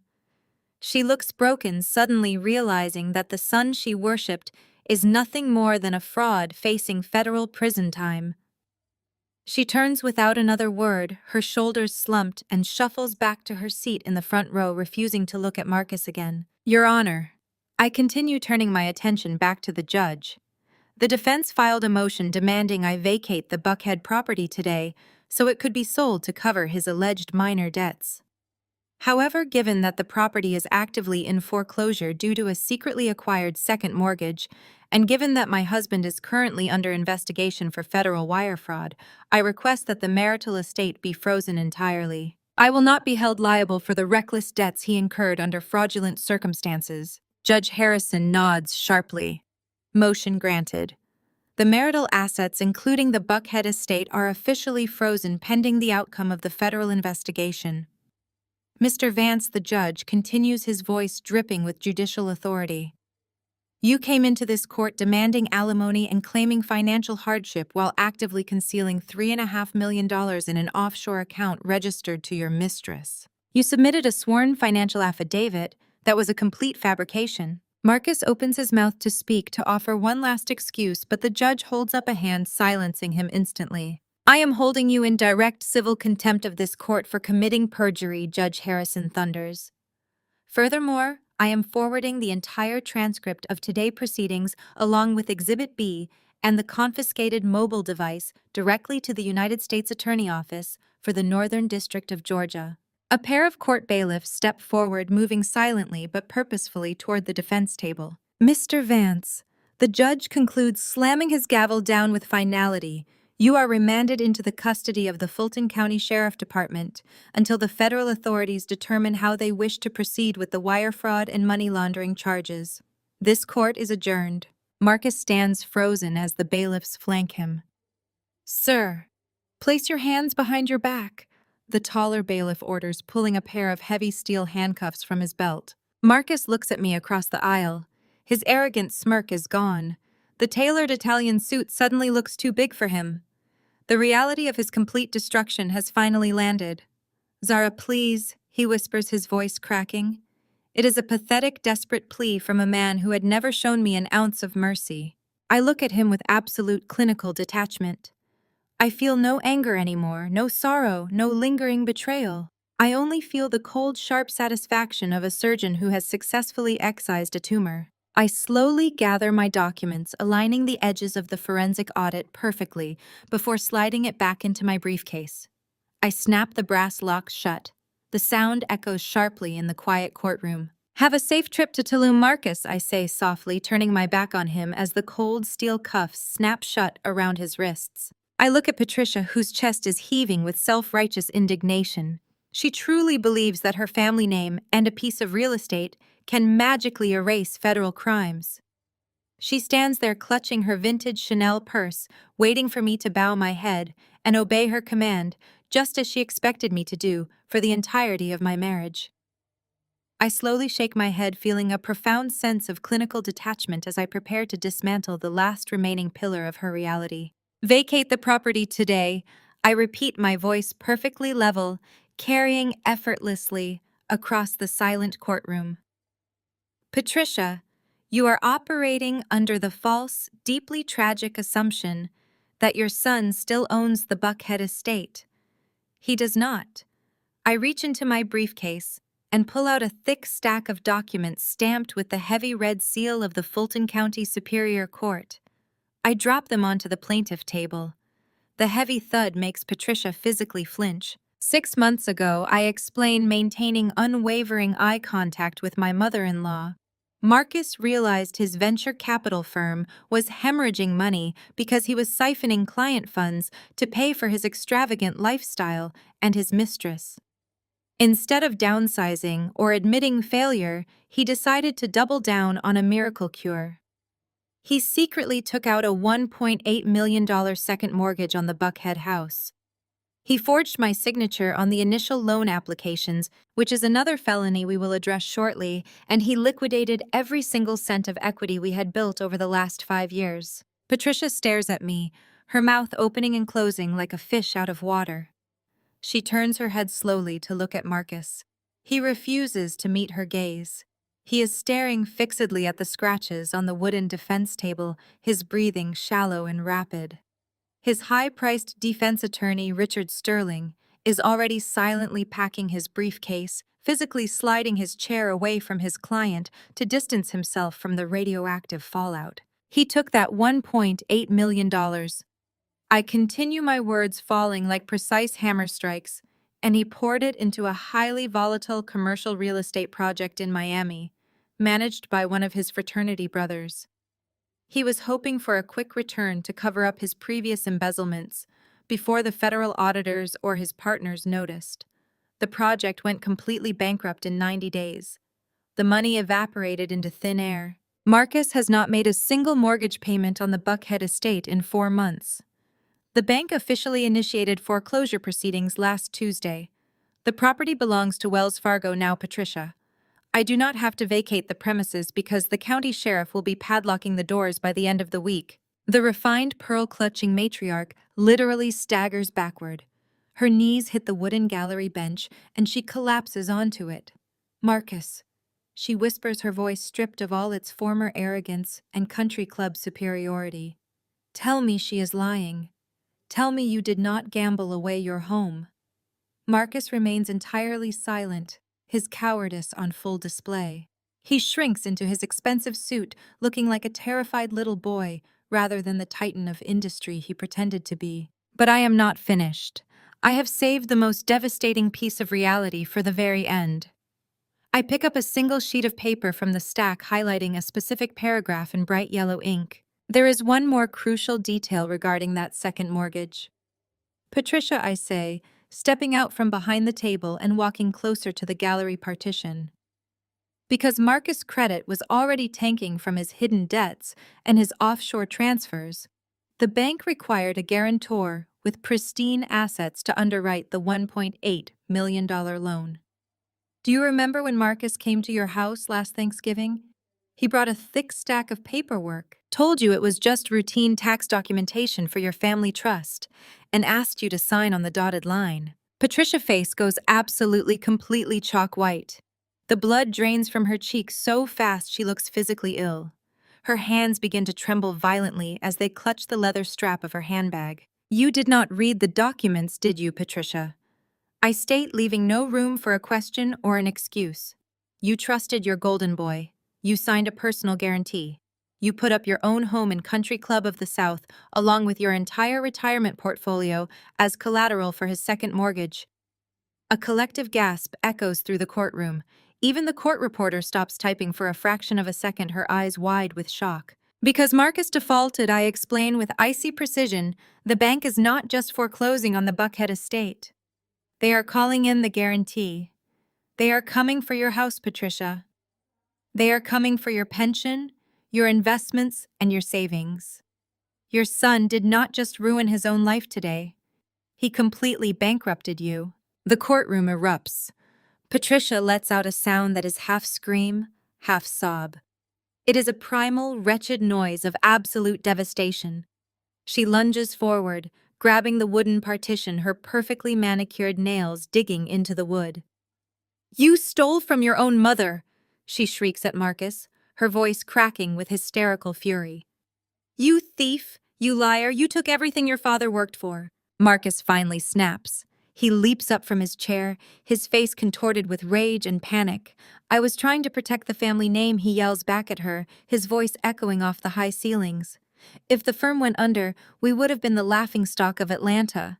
I needed capital. You always told me to do whatever it takes to win. I did not tell you to make me homeless, Patricia screams, sobbing uncontrollably. The elegant, untouchable woman who had spent years making me feel inadequate was now publicly weeping in a courtroom destroyed by the very son she had weaponized against me. Judge Harrison brings his gavel down with explosive force. Order, he thunders, his voice radiating pure, unadulterated judicial fury. I will have order in my courtroom immediately. The heavy strikes of the wooden mallet force a tense silence to fall over the room. Patricia collapses back onto the bench, burying her face in her hands, her shoulders shaking with heavy sobs. Marcus stands frozen at the defense table, breathing heavily, completely surrounded by the wreckage of his own making. Judge Harrison glares down at Marcus, his expression one of absolute disgust. Mr. Vance, in my 20 years on the bench, I have rarely witnessed such a spectacular display of fraud, perjury, and sheer moral bankruptcy. You submitted a sworn financial affidavit to this court claiming poverty while actively hiding millions of stolen dollars in an offshore account. You dragged your wife, your mother, and your employees into a web of federal crimes. The judge turns to the armed bailiffs standing at the edges of the room. Bailiffs take the respondent into custody. He is being held in direct civil contempt of this court for blatant perjury. Furthermore, I am ordering the immediate transfer of all transcripts, financial audits, and digital evidence from this hearing directly to the Federal Bureau of Investigation and the United States Attorney Office. Two large armed deputies step forward, their heavy boots thudding against the floor. They flank Marcus on either side. Marcus looks around wildly, as if expecting a last-minute savior to walk through the doors. He looks at his mother, but Patricia refuses to raise her head. He looks at the empty space where Tiffany was just dragged away. Finally, he looks at me. Zara, please. He begs, his voice stripped of all arrogance, reduced to a pathetic, trembling whisper. We were married for a decade. Please do not let them do this to me. I look at the man who had systematically tried to destroy my sanity, my career, and my future. I feel no anger. I feel no sorrow. I feel absolutely nothing but the clean, sharp sensation of freedom. You did this to yourself, Marcus, I say, my voice steady and cold. The bailiff grabs Marcus by the shoulder, spinning him around roughly. The cold steel of the handcuffs snaps shut around his wrists with a sharp metallic click that echoes through the silent room. Marcus catches his breath, straightening his tie and adjusting his torn suit jacket where Tiffany had clawed at him. He puffs out his chest, attempting to project authority even as the walls cave in around him. "Do not listen to her mother," he pants, pointing a shaking finger at me. "The house is solely in my name because you did not have the credit score when we bought it, Zara. You were a junior designer drowning in student loans. I own that property. I will liquidate it today. You are going to be homeless." I do not blink. I do not raise my voice. I simply let his arrogant words hang in the air for a moment before I completely dismantle them. "You are right, Marcus," I reply smoothly. "The deed is in your name. But Georgia is an equitable distribution state, and marital funds paid that mortgage for a decade. More importantly, the bank required spousal consent for a married man to cash out nearly $1 million in equity on a primary residence." Marcus' face goes completely rigid. The color drains from his cheeks, leaving him looking like a wax figure. A consent form that I never signed, I continue stepping out from behind my table and walking directly toward him. "You forged my signature on the federal loan documents, Marcus. You brought a fake notary to your office to stamp it. That is a federal crime." "You are lying," Marcus shouts, but his voice lacks its usual booming resonance. It sounds thin, reedy, and terrified. "She is lying, Your Honor. She signed those papers willingly. She knew about the investment." The notary public whose stamp is on that document is prepared to testify that she was not present when the paperwork was executed, I say, directing my attention to the judge. Furthermore, a forensic handwriting expert has already submitted a sworn affidavit confirming the signature on the second mortgage application is a blatant forgery. My husband committed bank fraud to steal the equity from our home. Richard Sterling. Marcus' high-priced defense attorney abruptly stands up. He begins frantically packing his files into his expensive leather briefcase. He does not look at his client. He does not ask the judge for a recess. He is physically distancing himself from Marcus as quickly as possible. When a lawyer realizes their client has used them to submit fraudulent documents to a court, self-preservation becomes their only priority. "Richard, where are you going?" Marcus hisses, grabbing his lawyer by the arm. "You have to object to this. Do your job." Richard violently yanks his arm away. "I am ethically obligated to withdraw as your counsel immediately." Mr. Vance, Richard states, his voice loud enough for the court reporter to hear. "You lied to me. You provided falsified financial affidavits.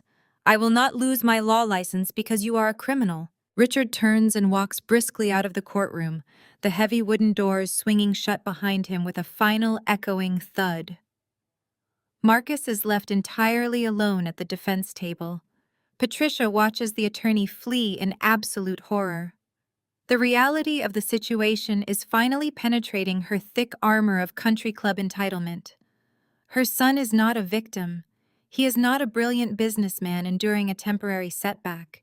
He is a thief, a liar, and a fraud who has ruined his own life. "The Buckhead house is gone, Patricia," I say, drawing her attention back to me. "It belongs to the bank. There is no asset to sell. There is no money to pay back the embezzled clients. Marcus has absolutely nothing left." Patricia begins to shake. She brings a trembling hand to her mouth, staring at her son as if she does not even recognize him. "We can fix this," she stammers, her voice breaking. "I have my pension. Your father left me the estate in Country Club of the South. We can leverage my assets to pay off the bank. We can hire a better lawyer. We can save you, Marcus." I watch her desperately cling to the maternal instinct to shield her golden child from the consequences of his own actions. It is the exact same dynamic I endured for 10 years. Every time Marcus made a catastrophic mistake, Patricia was there to write a check, smooth it over, and blame someone else. Usually she blamed me. But today, there is no escape hatch. I am afraid that will not be possible, Patricia, I state, my voice dropping to a quiet, lethal register. You cannot use your estate or your pension to save him. I can do whatever I want with my money. Patricia snaps a brief flash of her old arrogance surfacing. I will not let you destroy my son. I reach into my briefcase one final time. I pull out a single sheet of paper highlighted in bright yellow ink. When Marcus' credit proved insufficient for the bank to approve that massive second mortgage, I explain. Walking slowly toward her, they required a guarantor with pristine assets to underwrite the loan. He needed someone with a paid-off estate and a massive retirement portfolio to co-sign the debt. Patricia freezes. Her eyes widen as she stares at the piece of paper in my hand. Do you remember when Marcus came to your house last Thanksgiving, I ask, watching the devastating realization dawn on her face. He brought a thick stack of paperwork. He told you it was just routine tax documentation for the family trust. He said he was handling the yearly renewals and just needed you to sign on the dotted lines to save time. Patricia's lips part, but no sound comes out. She looks at Marcus, who has buried his face in his hands, unable to look at her. You did not read the documents, did you, Patricia? I say, leaving no room for a question or an excuse. You trusted your golden boy. You signed a personal guarantee. You put up your own home in Country Club of the South, along with your entire retirement portfolio as collateral for his second mortgage. The courtroom is so silent, you could hear a pin drop. The court reporter looks up, her eyes wide with shock. Because Marcus defaulted, I explain with icy precision, the bank is not just foreclosing on the Buckhead estate. They are calling in the guarantee. They are coming for your house, Patricia. They are coming for your pension, your investments, and your savings. Your son did not just ruin his own life today, he completely bankrupted you. Wait, I say, my voice slicing through the heavy air. I look directly at the armed deputies. Just one moment, please. There is a final piece of financial business we need to clarify for the court record before Mr. Vance is transported to the county jail. Judge Harrison nods slowly, his eyes gleaming with judicial curiosity. He gestures for the bailiffs to hold their position. Marcus looks at me, his eyes wide with a mixture of terror and absolute confusion. He is already in handcuffs. He is already facing federal wire fraud charges. What more could I possibly do to him? Patricia is still slumped on the wooden bench, weeping into her manicured hands, but she slowly raises her head. Her expensive mascara is running down her cheeks in dark, jagged lines, ruining her flawless country club facade. You see, Patricia, I say, pivoting gracefully to face my mother-in-law. Earlier you were screaming about selling the Buckhead estate to save your son. You assumed the bank would simply take the house, sell it at auction, and eventually the dust would settle. You thought you could somehow negotiate your way out of the personal guarantee you signed. But I left out one tiny crucial detail about who actually owns that distressed debt. Marcus pulls against the metal cuffs, his breathing hitching in his chest. Zara, what did you do? 6 months ago. I begin walking slowly until I am standing just a few feet away from the man I once thought I would spend my life with. I was looking for our shared tax documents. I logged into the joint banking portal and noticed a discrepancy. A massive, glaring anomaly. A $500,000 line of credit secured as a second mortgage against our home, a loan that required my signature. I let the reality of his forgery hang in the air again, making sure the specific details land with maximum impact. You did not just forge my signature to keep your failing business afloat, Marcus. You took that $500,000 in liquid cash and you went on a spectacular shopping spree.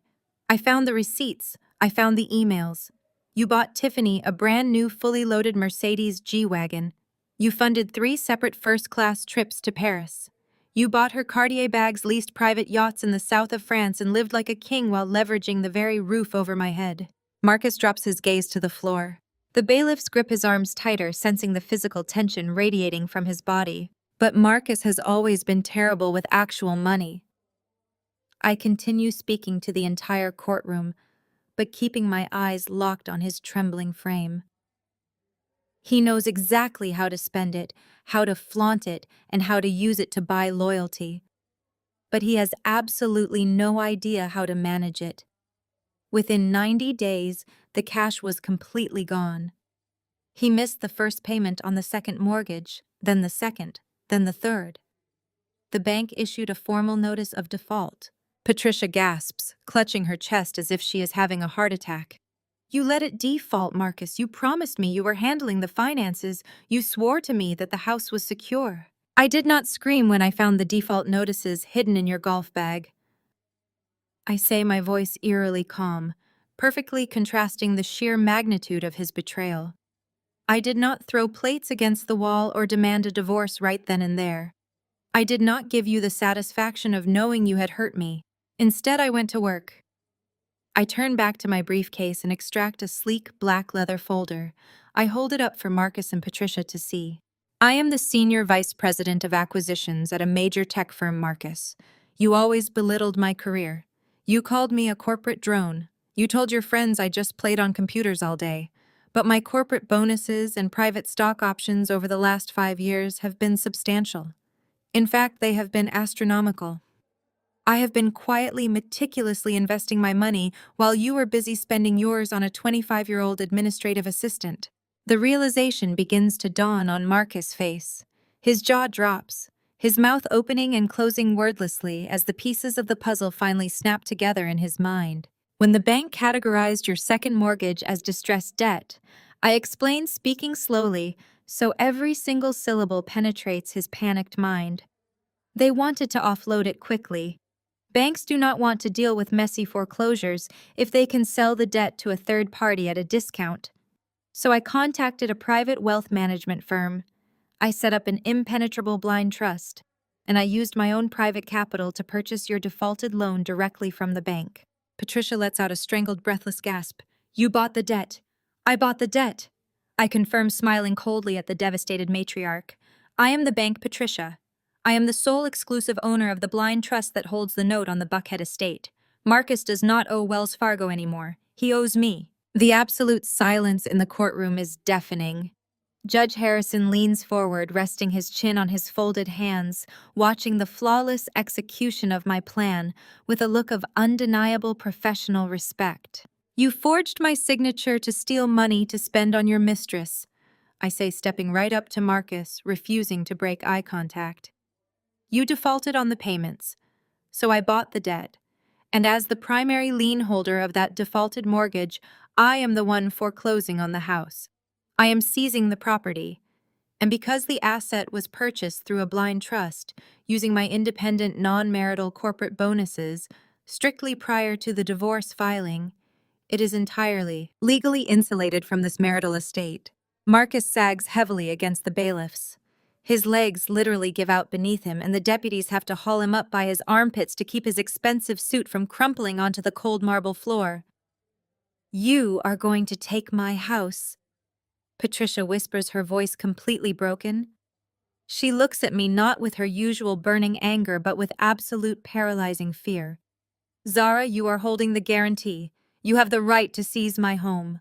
I have the absolute legal right to seize your country club of the South Estate, your pension, and your entire investment portfolio to satisfy the debt your son defaulted on. I reply, my tone entirely devoid of any sympathy or hesitation. You co-signed a fraudulent loan, Patricia. You tied your entire financial existence to a man who was stealing from his clients and his wife. You enabled his arrogance for 35 years. You told him he was untouchable. You constantly told me I was lucky to be married to him. I pause, letting her own vicious historical words suffocate her in the sterile courtroom air. Well, Patricia, the man you raised is going to federal prison, and the woman you constantly belittled now holds the deed to absolutely everything you own. You will be vacating your estate by the end of the month. I highly suggest you start packing today. I turn back to the bailiffs, giving them a curt, dismissive nod. I am finished. You can take him now. Zara, please! Marcus screams, thrashing wildly against the deputies as they drag him backward toward the holding cell doors at the rear of the courtroom. You can't do this. I'm your husband, Zara. His frantic animalistic screams echo off the heavy wood-paneled walls, growing fainter as the heavy oak doors swing shut behind him. The sharp, heavy click of the lock seals his fate permanently. I stand completely alone in the center of the courtroom, breathing in the quiet, sanitized air. Patricia is sobbing uncontrollably in the gallery, a broken, bankrupt woman mourning the total destruction of her carefully curated illusion. I walk back to the plaintiff table, slide the black folder smoothly into my briefcase, and snap the brass lock shut. The game is finally over and I have won. Or perhaps the game was just entering its final, most satisfying phase. I turn my attention from the heavy oak doors back to the gallery. Patricia was still sitting there on the wooden bench, a crumpled heap of silk and pearls. The formidable, intimidating matriarch, who had terrorized me for a decade, was completely gone. In her place sat a terrified, bankrupted woman who had just watched her entire world evaporate in a matter of minutes.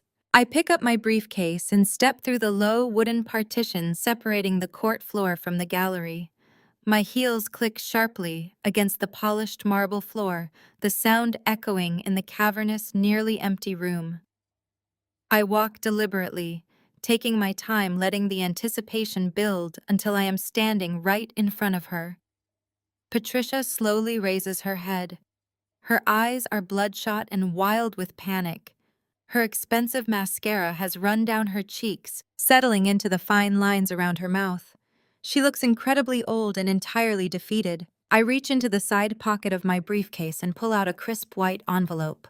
I hold it out to her. Patricia stares at it as if it were a venomous snake, but her trembling hand instinctively reaches out to take it. Because Marcus has not made a single payment in 90 days, I explain, keeping my voice conversational, almost pleasant. The blind trust officially executed the foreclosure at 8 o'clock this morning. Patricia struggles to open the envelope, her manicured fingers tearing clumsily at the paper. You see, Patricia? I continue watching her unfold the document. When a property goes into foreclosure and the primary lien holder is a private trust, the transfer of the deed can be remarkably swift. There is no endless corporate bureaucracy holding up the paperwork. I own the Buckhead house outright, free and clear. It is entirely in my name now. Patricia's eyes dart across the bold black lettering at the top of the page. She cannot seem to process the legal terminology, her mind short-circuiting under the weight of her sheer terror. I lean down slightly, bringing my face level with hers, and tap my manicured fingernail against the center of the page in her shaking hand. That is a formal 24-hour eviction notice, I state, making sure every word lands with devastating clarity. Patricia gasps, the sound ripping from her throat. You cannot do this, she whimpers, clutching the paper to her chest. I live there. My entire life is in that guest house. You cannot throw me out on the street.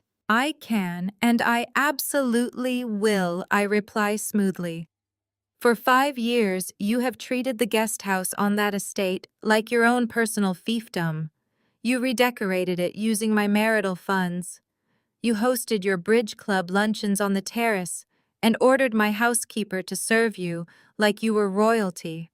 I remember the day you stood in my kitchen sipping my champagne and casually reminded me that I was merely a temporary guest in your sun empire. You told me that women like me were replaceable, but a mother was forever. I take a slow step back, taking in the full picture of her misery.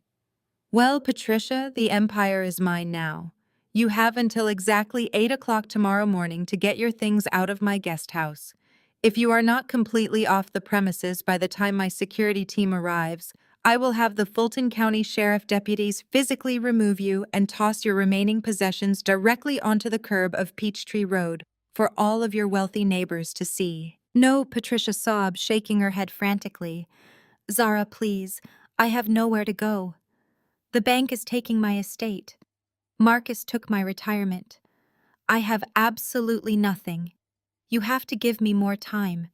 You cannot just leave me with nothing. I look down at her with absolute zero empathy.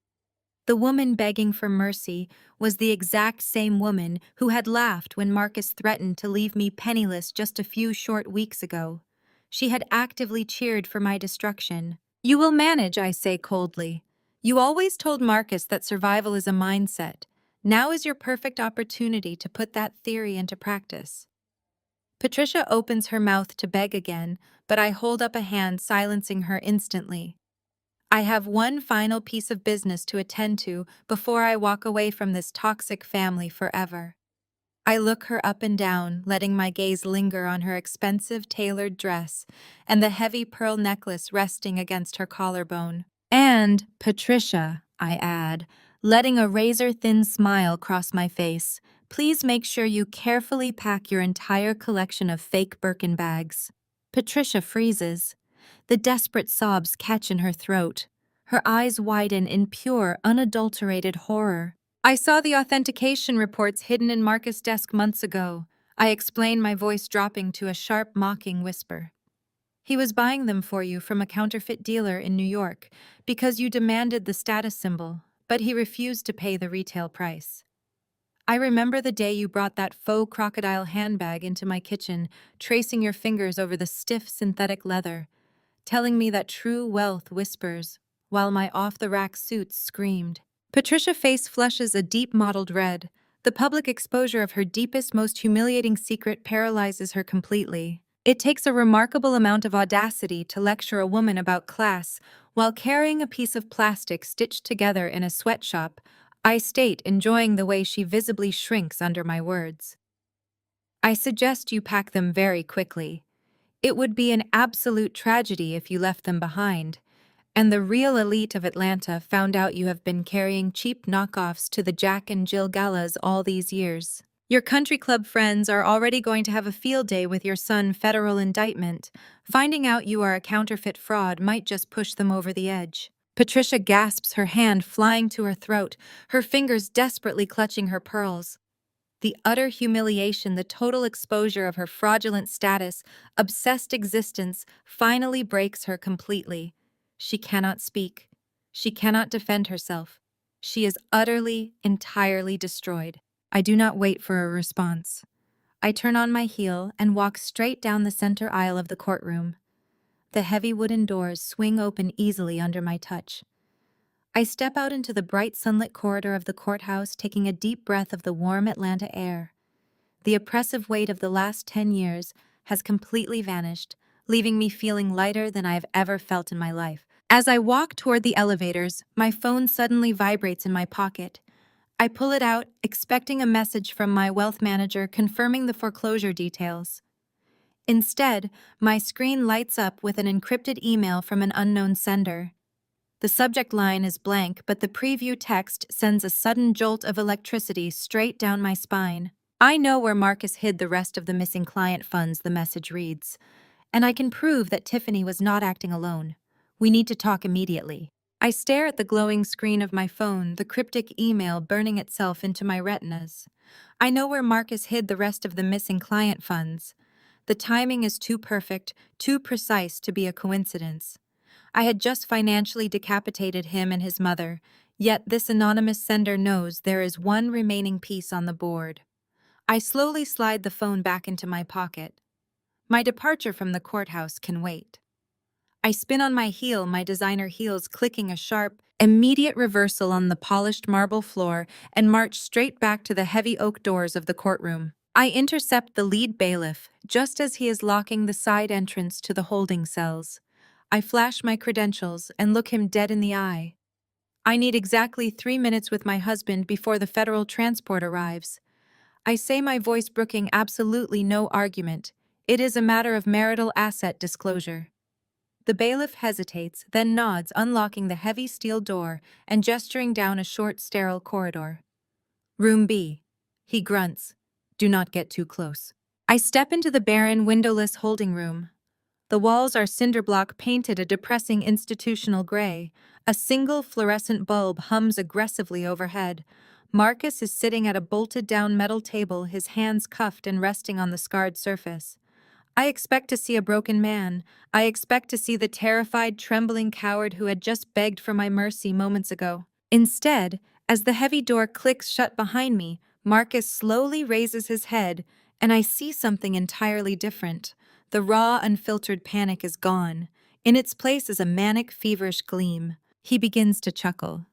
It is a low, guttural sound that vibrates in his chest before rising up his throat, growing louder and more unhinged with every second.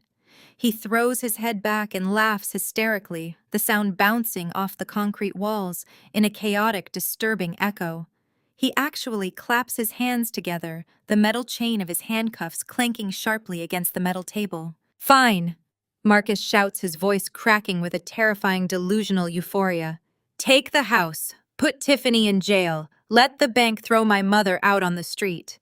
He leans forward, his eyes wide and completely untethered from reality.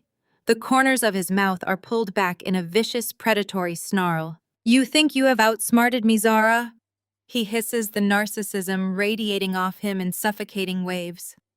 "You think you are the smartest person in the room because you bought some distressed debt? You think you won because you took away a piece of real estate? You forgot one very important thing about me. I am a venture capitalist. I build empires while you just manage spreadsheets." I do not blink. I stand perfectly still, my hands folded neatly in front of me, watching the spectacular psychological collapse of a man who refuses to accept his own destruction. 3 months ago, Marcus continues, his chest heaving as he pants out the words, spit flying from his lips. I saw the writing on the wall. I knew the SEC might start sniffing around the firm accounts, so I made a move. I took the last $1 million in clean cash. I had my own personal commissions, completely untraceable, totally legitimate, and I moved it. I invested it in a ghost startup called Novo AI. He sits back, a look of absolute triumphant superiority washing over his face. He looks at me as if I am an ignorant child who has just brought a knife to a nuclear war. It is an artificial intelligence firm operating completely under the radar. He brags, his ego inflating with every syllable. And they are going public next week. The IPO is already fully underwritten. The tech sector is salivating over their algorithm, and no one knows I am a silent partner.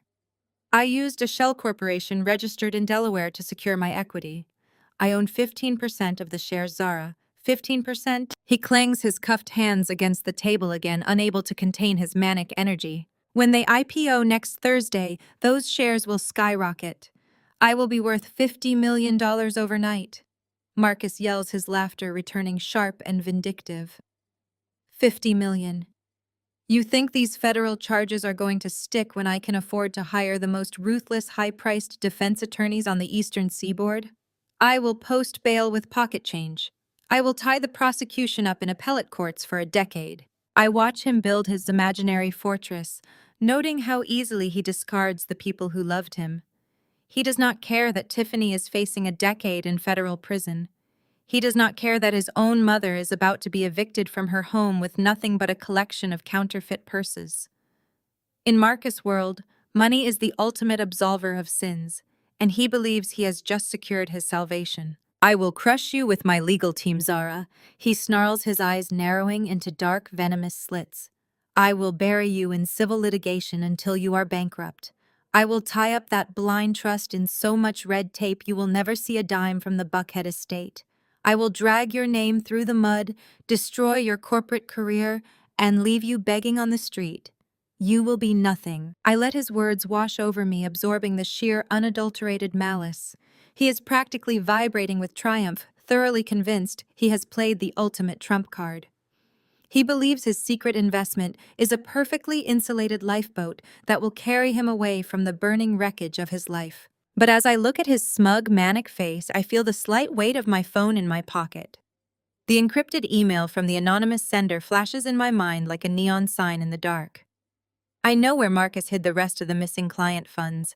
Marcus is a liar. He has always been a liar. There was no clean cash. The $1 million he funneled into Novo AI was not from his personal commissions. It was the last desperate scrape of the bottom of the barrel. It was the missing client money. And whoever sent me that email has the exact paper trail proving that his so-called pristine lifeboat is built entirely on stolen federal funds. I look at Marcus, maintaining my clinical icy silence. I do not point out the flaw in his master plan. I do not reveal the email. I simply let him enjoy his fleeting, delusional victory. Let him sit in this cinder block cell and dream of his $50 million. Let him believe he has won.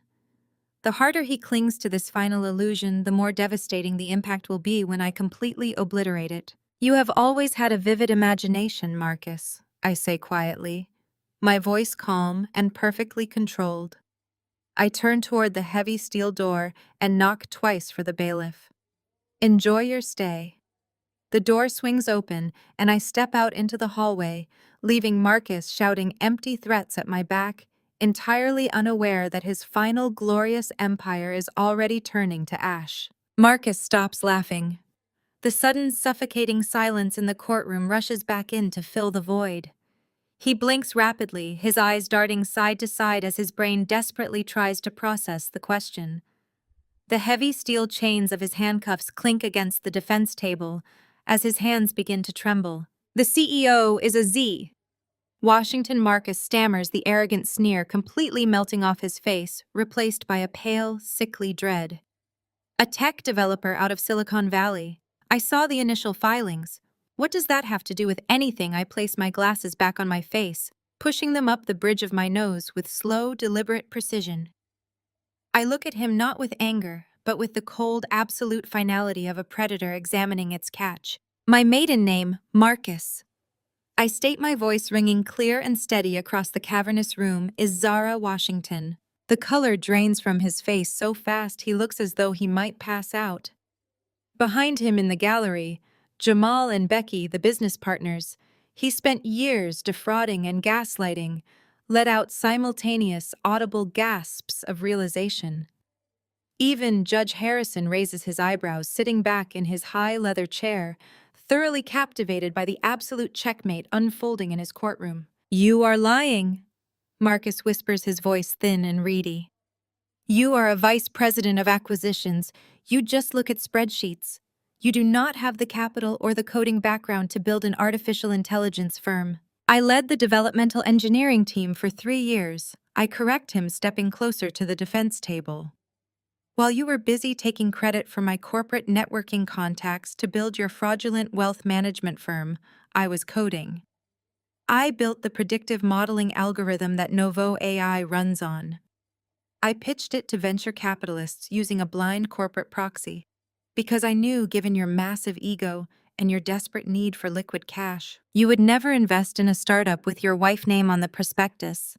You never respected my intellect enough to look past the surface. Marcus shakes his head in violent, frantic denial, pulling against the grips of the armed deputies who are standing right behind him. You needed to hide Jamal and Becky money, I continue, gesturing toward his former partners in the gallery.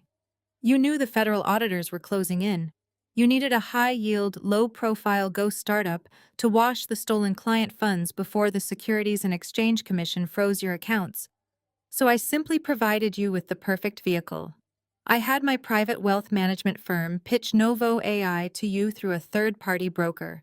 You did not even do your basic due diligence.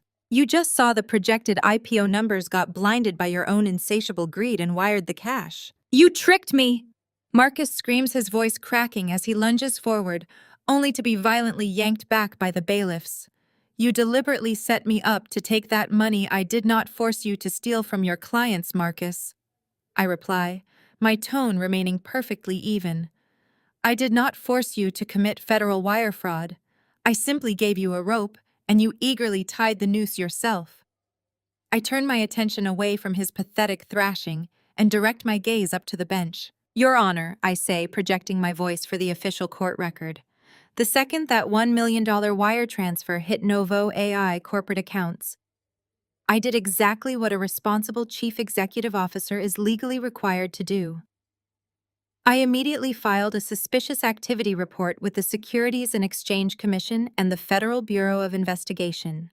I flagged the inbound capital as the direct proceeds of federal wire fraud and embezzlement. Judge Harrison nods slowly, a look of profound professional respect crossing his features. And the status of those funds currently, Ms. Washington? The entire $1 million was instantly frozen and placed into a secure federal escrow account. I confirm, looking back at Jamal and Becky, who are now gripping each other's hands, tears of overwhelming relief streaming down their faces. The Department of Justice has already initiated the restitution protocols. Jamal and Becky will receive every single penny of their stolen investment capital back by the end of the fiscal quarter. I turn my focus back to Marcus. He is hyperventilating now, his chest heaving rapidly as the absolute totality of his destruction crushes the air out of his lungs.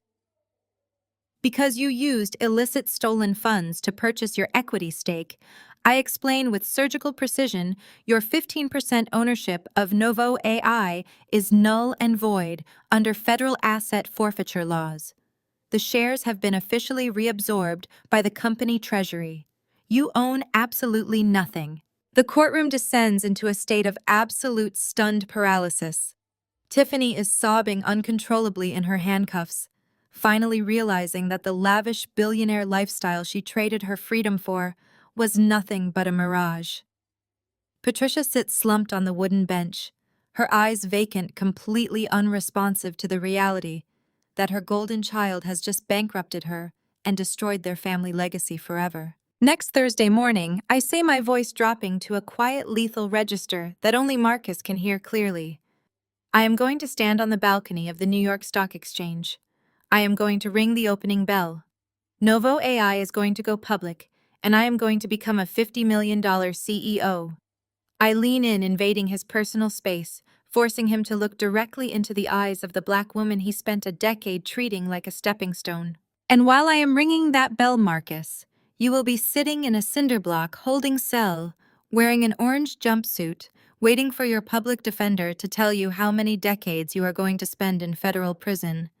You tried to bury me, but you forgot that I am the one who owns the shovel. Marcus lets out a raw, agonizing wail, a sound completely devoid of his former arrogance. It is the sound of a narcissist whose entire fabricated reality has been shattered into a million unrecoverable pieces. His legs completely give out. He collapses toward the floor, dead weight, sobbing hysterically as the two armed deputies haul him back up by his armpits. "Get him out of my courtroom," Judge Harrison orders, banging his gavel with a sharp, echoing crack. The bailiffs drag Marcus backward. He does not fight them anymore. His head lolls forward, his expensive designer suit twisting and tearing as they pull him through the heavy wooden doors leading to the holding cells. Tiffany is quickly escorted out through a separate side door, her wails echoing down the concrete hallway. I stand in the center of the room, adjusting my suit jacket. I look at Jamal and Becky, offering them a small, genuine smile of solidarity. They nod back, their expressions filled with absolute awe and profound gratitude. I pick up my briefcase, turn on my heel, and walk out of the courtroom. The air outside tastes like absolute, unadulterated freedom. Marcus sneers, his face twisting into a mask of pure, unadulterated condescension. His chest puffs out, straining against the fabric of his tailored suit, clinging desperately to his manufactured superiority. It is some tech bro out of Silicon Valley, who cares? I do not say a word. I do not raise my voice or react to his pathetic outburst. I simply turn toward the court clerk, sitting below the judge bench, and give a brief, definitive nod.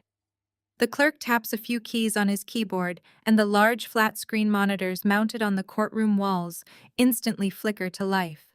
The high-definition screens display a single glaringly clear document. It is the official corporate filing and articles of incorporation for Novo AI. I wait in the heavy silence. I wait for Marcus to look up at the screen. I wait for his eyes to scan the massive text projected across the room. I wait for the exact second his gaze locks onto the line detailing the founder, chief executive officer, and primary shareholder. The name is highlighted in bright, undeniable yellow. Zara Washington. Marcus' face contorts. The arrogant sneer freezes instantly, then slowly melts into an expression of absolute paralyzing horror. The blood drains from his cheeks so completely that his skin takes on a sickly, ashen hue. His jaw goes slack. Novo AI is not run by a tech bro, Marcus, I say, my voice ringing with crystal clear precision across the silent courtroom. I founded it 2 years ago under my maiden name. When you were desperately looking for a place to hide your last $1 million from me, hoping to stash it away where I would never find it during the discovery phase of our divorce, I was already 5 steps ahead of you. I had my private brokers pitch my own company to you. You invested $1 million into my startup. Marcus opens his mouth, but no sound comes out. He looks like a fish suffocating on dry land, his eyes darting frantically between my face and the glowing screens above him. You are so blinded by your own greed and your massive ego. I continue stepping closer to the defense table, ensuring he hears every single syllable. You were so desperate for a high-yield, untraceable ghost startup to hide your stolen cash that you did not even do your basic due diligence. You did not read the prospectus thoroughly. You did not look at the board of directors. You just saw the projected numbers, assumed you were the smartest man in the room, and wired the money. You thought you were outsmarting me, Marcus. But you essentially handed your last remaining asset directly into my personal corporate treasury. Behind him in the gallery, Jamal and Becky let out simultaneous gasps of shock. Patricia, who is still slumped on the wooden bench, covers her mouth with her trembling hands. The sheer magnitude of the trap is finally dawning on everyone in the room. The brilliant venture capitalist had been played flawlessly by the wife he deemed a failure. But it gets even better. I state, refusing to let Marcus look away from me. Because you did not just invest your money, you invested stolen money. The moment that $1 million wire transfer hit the Novo AI corporate accounts, I did exactly what a responsible chief executive officer is legally mandated to do. I immediately filed a suspicious activity report with the Securities and Exchange Commission and the Federal Bureau of Investigation. I flagged the inbound capital as the direct proceeds of federal wire fraud and embezzlement. Judge Harrison leans forward, his eyes wide with professional astonishment. He rests his chin on his folded hands, thoroughly captivated by the execution of this strategy. You reported your own investor to the federal authorities. I did, Your Honor. I confirm, smoothly directing my attention to the bench. The entire $1 million was instantly frozen and placed into a secure federal escrow account. The Department of Justice has already initiated the restitution protocols. Jamal and Becky will receive their stolen investment capital back by the end of the month. I hear a soft sob of relief from the gallery. I glance over and see Jamal wrapping his arms around his wife, both of them weeping tears of profound gratitude. Their lives are no longer ruined. Their life savings have been fully restored. I turn my focus back to Marcus. He is hyperventilating now, his chest heaving rapidly as the absolute totality of his destruction crushes the air out of his lungs. The metal cuffs clink against the heavy oak table as his hands shake uncontrollably. Because you used illicit embezzled funds to purchase your equity stake. I explain, driving the final nail into his coffin with surgical precision. Your 15% ownership of Novo AI is completely null and void under federal asset forfeiture laws. The shares have been officially reabsorbed by the company treasury. You own absolutely nothing. Marcus lets out a raw, guttural sound. It is a cross between a sob and a scream of pure agony. He lunges forward, thrashing wildly against the defense table, but the two armed deputies instantly grab him by the shoulders, pinning him back by force. You set me up! Marcus shrieks, his voice echoing frantically off the wood-paneled walls. You planned this from the start. You stole my future. You ruined me. I did not force you to steal from your clients, Marcus. I reply, my tone entirely devoid of sympathy. I gave you an opportunity. I gave you a rope, and you eagerly tied the noose yourself. Next Thursday morning, I am going to stand on the balcony of the New York Stock Exchange. I am going to ring the opening bell. Novo AI is going to go public, and I am going to become a $50 million CEO. I lean in close, forcing him to look directly into my eyes, forcing him to see the powerful, untouchable woman he spent a decade trying to keep small. And while I am ringing that bell, Marcus, you will be sitting in a cinder-block holding cell, wearing a bright orange jumpsuit, waiting to find out how many decades you are going to spend in federal prison. You tried to bury me, but you forgot that I am the one who owns the shovel. Patricia begins to wail loudly from the gallery, a broken, bankrupt woman mourning the total destruction of her golden child. Tiffany is sobbing uncontrollably in the corner, her dreams of a billionaire lifestyle permanently shattered, replaced by the terrifying reality of her own impending criminal charges. Judge Harrison bangs his gavel with a sharp, echoing crack, bringing the room to order. "Get him out of my courtroom," he commands the bailiffs, his voice carrying the full weight of the law. The deputies drag Marcus backward. He does not fight them anymore. His legs have completely given out beneath him. His head lolls forward, his expensive designer suit twisting and tearing as they pull his dead weight through the heavy wooden doors leading to the holding cells. His desperate, pathetic sobs fade down the concrete hallway until the heavy steel door slams shut with a final echoing thud. I stand in the center of the courtroom, adjusting my suit jacket. I look at Jamal and Becky, offering them a small, genuine smile of solidarity. They nod back, their expressions filled with absolute awe and profound respect. I turn back to the plaintiff table, pick up my black leather briefcase, and snap the brass locks shut. The oppressive weight of the last 10 years has completely vanished. The game is finally over, and I have won. The lead agent steps forward, his heavy boots echoing against the polished hardwood floor. He grabs Marcus by the shoulder, hauling him roughly to his feet. Marcus offers no physical resistance. His body has gone entirely limp, a hollow shell of the arrogant predator who walked into this room believing he held all the cards. The agent kicks Marcus' legs apart to search him, then roughly pulls his arms behind his back. The sharp, metallic click of federal handcuffs locking around his wrists echoes through the breathless room. It is the final definitive sound of a fraudulent empire falling. "Marcus Washington, you are under arrest for violation of the Money Laundering Control Act and multiple counts of federal wire fraud." The agent recites, his voice loud and monotone, reading the Miranda rights as he secures the heavy steel chains. Suddenly, the paralysis breaks. The survival instinct kicks in, but it is fueled entirely by pathetic desperation. Marcus twists his neck, looking back at me with wild, bloodshot eyes. Tears stream down his pale, clammy face, completely ruining his meticulously groomed appearance. The sheer terror of federal prison has finally pierced through his impenetrable narcissism. "Zara, please!" he screams, his voice shredding as he struggles uselessly against the iron grip of the federal agents. "Please, do not do this. I am your husband. We can fix this. You have the money now. Just tell them it was a misunderstanding. I will give you everything, please." I stand perfectly still, my hands folded neatly in front of me.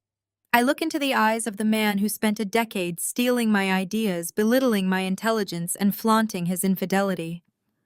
I look at the man who tried to leave me bankrupt and destitute, while he built a fortune on the backs of my hard work and the stolen savings of innocent people. I feel absolutely nothing for him.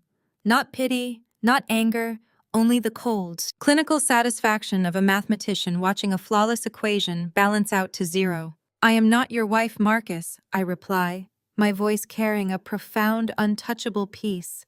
"I am the chief executive officer of Novo AI, and I do not negotiate with federal criminals." I turn my back on him. I do not flinch as the agents drag him down the center aisle. I do not react when he starts screaming for his mother, begging Patricia to do something, to call someone, to call his lawyers to fix it. Patricia sits frozen on the wooden bench, her face buried in her trembling hands. She does not look up. She does not reach out for her son. The reality that her golden child has not only squandered her entire retirement fund, but has also publicly destroyed the Washington family name, is too heavy a burden to bear. She simply weeps into her palms, a broken woman mourning a legacy that was built entirely on lies. Across the aisle, Tiffany is being pulled up by a separate bailiff. She is hyperventilating, her designer mascara running in dark streaks down her cheeks. She looks at Marcus being hauled away and realizes there is no secret offshore account.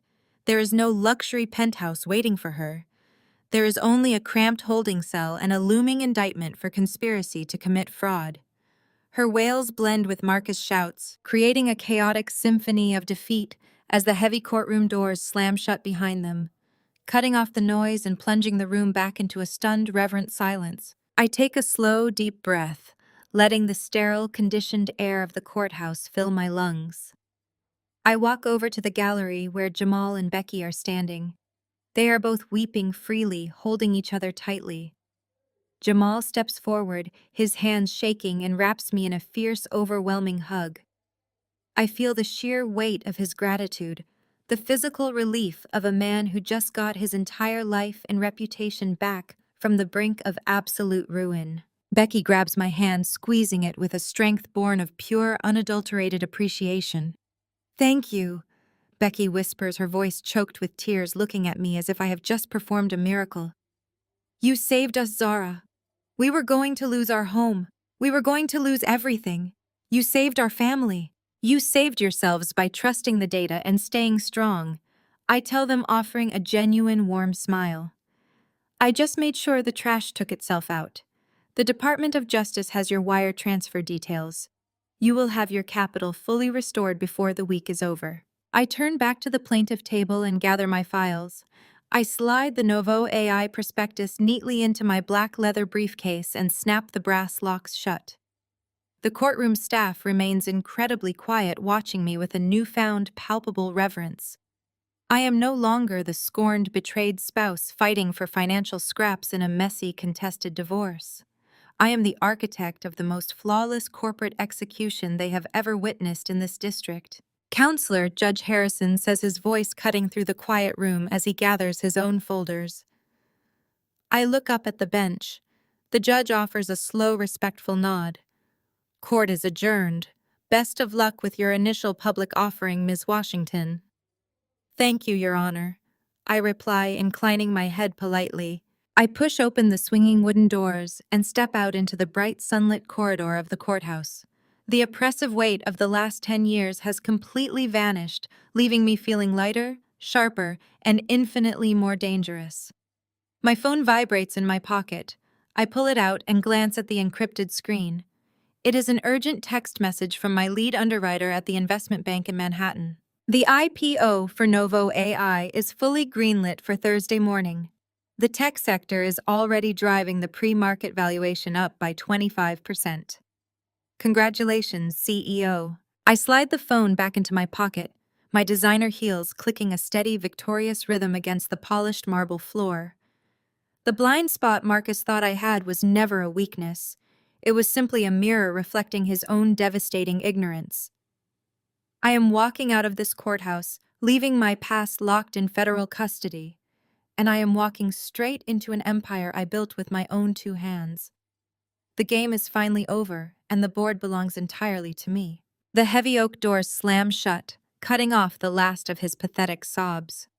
The silence that follows is absolute and incredibly sweet. I turn back to the bench, gathering my files with steady, deliberate movements. Judge Harrison offers a final, respectful nod before disappearing into his chambers. The court clerk simply stares at me in awe, thoroughly captivated by the absolute checkmate that just unfolded. I walk down the center aisle, my heels echoing sharply against the polished wood floor. As I reach the gallery benches, Patricia suddenly revives from her dramatic swoon. She scrambles to her feet, her designer hat askew, her face blotchy and frantic. She reaches out to grab my arm, but I step back smoothly, looking at her outstretched hand as if it were a diseased insect. "Zara, you have to stop this," Patricia hisses, her voice vibrating with panic and desperation. "He is your family. You cannot let them take him away. You have the money now. You have to fix this." I look at the woman who spent the last decade tearing me down, criticizing my career and cheering on my replacement. I look at the woman who enabled her son's toxic narcissism until it completely destroyed him. "I fixed the only problem I had, Patricia," I reply, my voice carrying the chill of a winter storm. "And since the judge just awarded me 100% of the legitimate marital assets, that includes the Buckhead estate, you have exactly 24 hours to pack your counterfeit bags and vacate my property. If you are still there by noon tomorrow, I will have the sheriff remove you for trespassing." Patricia gapes at me, her jaw working soundlessly, the reality of her impending homelessness finally crashing down. I do not wait for a response. I push past the swinging doors and step out into the bright sunlit corridor. As I make my way toward the courthouse exit, I see Jamal and Becky standing near the security checkpoint. They had not fled in terror. They had simply rushed out to process the sheer, overwhelming realization that their nightmare was over. Jamal steps forward, his hands shaking, and wraps me in a fierce, powerful hug. I feel the physical relief of a man who just got his entire life back from the brink of absolute ruin. Thank you, Becky whispers, her voice choked with tears, looking at me as if I have just performed a miracle. We thought we were going to lose our home. We thought we had lost everything. You saved yourselves by staying strong and refusing to cover for his fraud. I tell them, offering a genuine warm smile. The Department of Justice has your wire transfer details on file. You will have your capital fully restored before the end of the month. Go home to your kids. It is finally over. Stepping out onto the concrete steps of the courthouse, the crisp city air hits my face, tasting like pure, unadulterated freedom. To my right, I catch a glimpse of Tiffany being loaded into the back of a federal transport vehicle. She is hyperventilating, her mascara running in dark streaks down her cheeks. There is no secret offshore account. There is no luxury penthouse waiting for her in the city. There is only a cramped holding cell and a looming federal indictment for conspiracy to commit fraud. She traded her entire future for a mirage, and now she is paying the ultimate price. My phone vibrates in my pocket. I pull it out and glance at the encrypted screen. It is an urgent text message from my lead underwriter at the investment bank in Manhattan. The IPO for Novo AI is fully greenlit for Thursday morning. The tech sector is already driving the pre-market valuation up by 30%. See you in New York, CEO. I slide the phone back into my pocket, a slow, predatory smile spreading across my face. A sleek black car is waiting at the curb. My driver opens the door and I slide into the plush leather back seat, leaving the burning wreckage of Marcus Washington entirely behind me. 3 days later. The trading floor of the New York Stock Exchange is a chaotic, electrifying ocean of noise. The energy is palpable, vibrating through the floorboards and echoing off the massive digital tickers flashing red and green across the room. I stand high above the madness on the iconic Bell podium, looking down at the financial capital of the world. I am wearing a flawlessly tailored, pristine white suit. It is a deliberate choice. White for a clean slate, white for absolute total victory. My executive team stands beside me, buzzing with anticipation.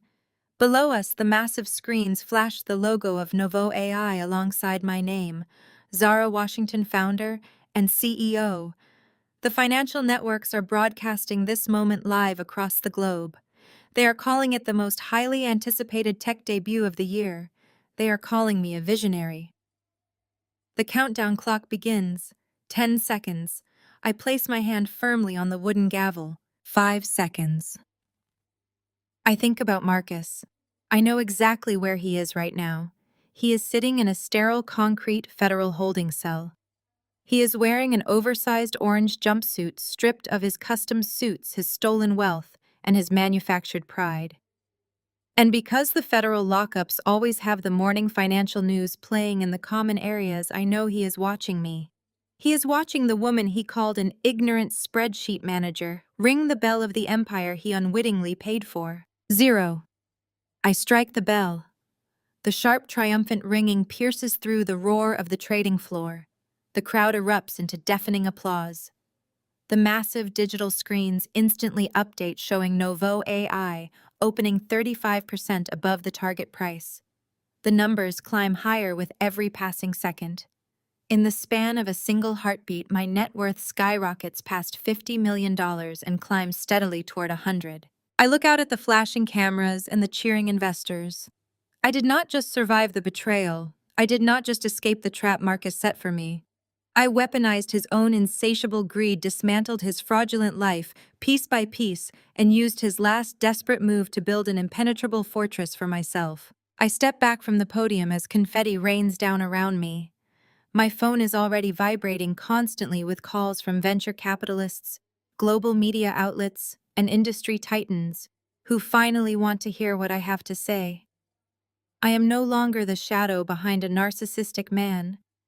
I am the architect of my own destiny. The game is over. The board has been cleared and I am the only player left standing. The leather seats of the SUV are cool against my back. I lean into them, letting the rhythmic hum of the engine wash over me. Julian hands me a sleek silver tablet. The screen displays the live pre-market trading data. The numbers are climbing rapidly.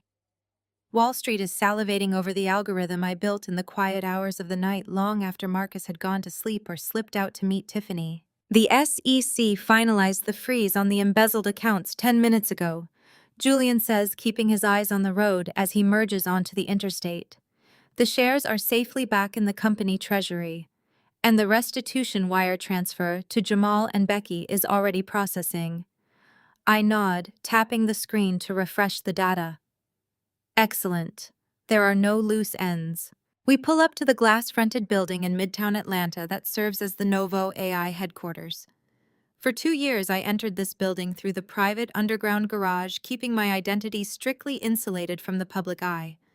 I attended board meetings under a corporate proxy. I directed the engineering teams through encrypted channels and secure servers.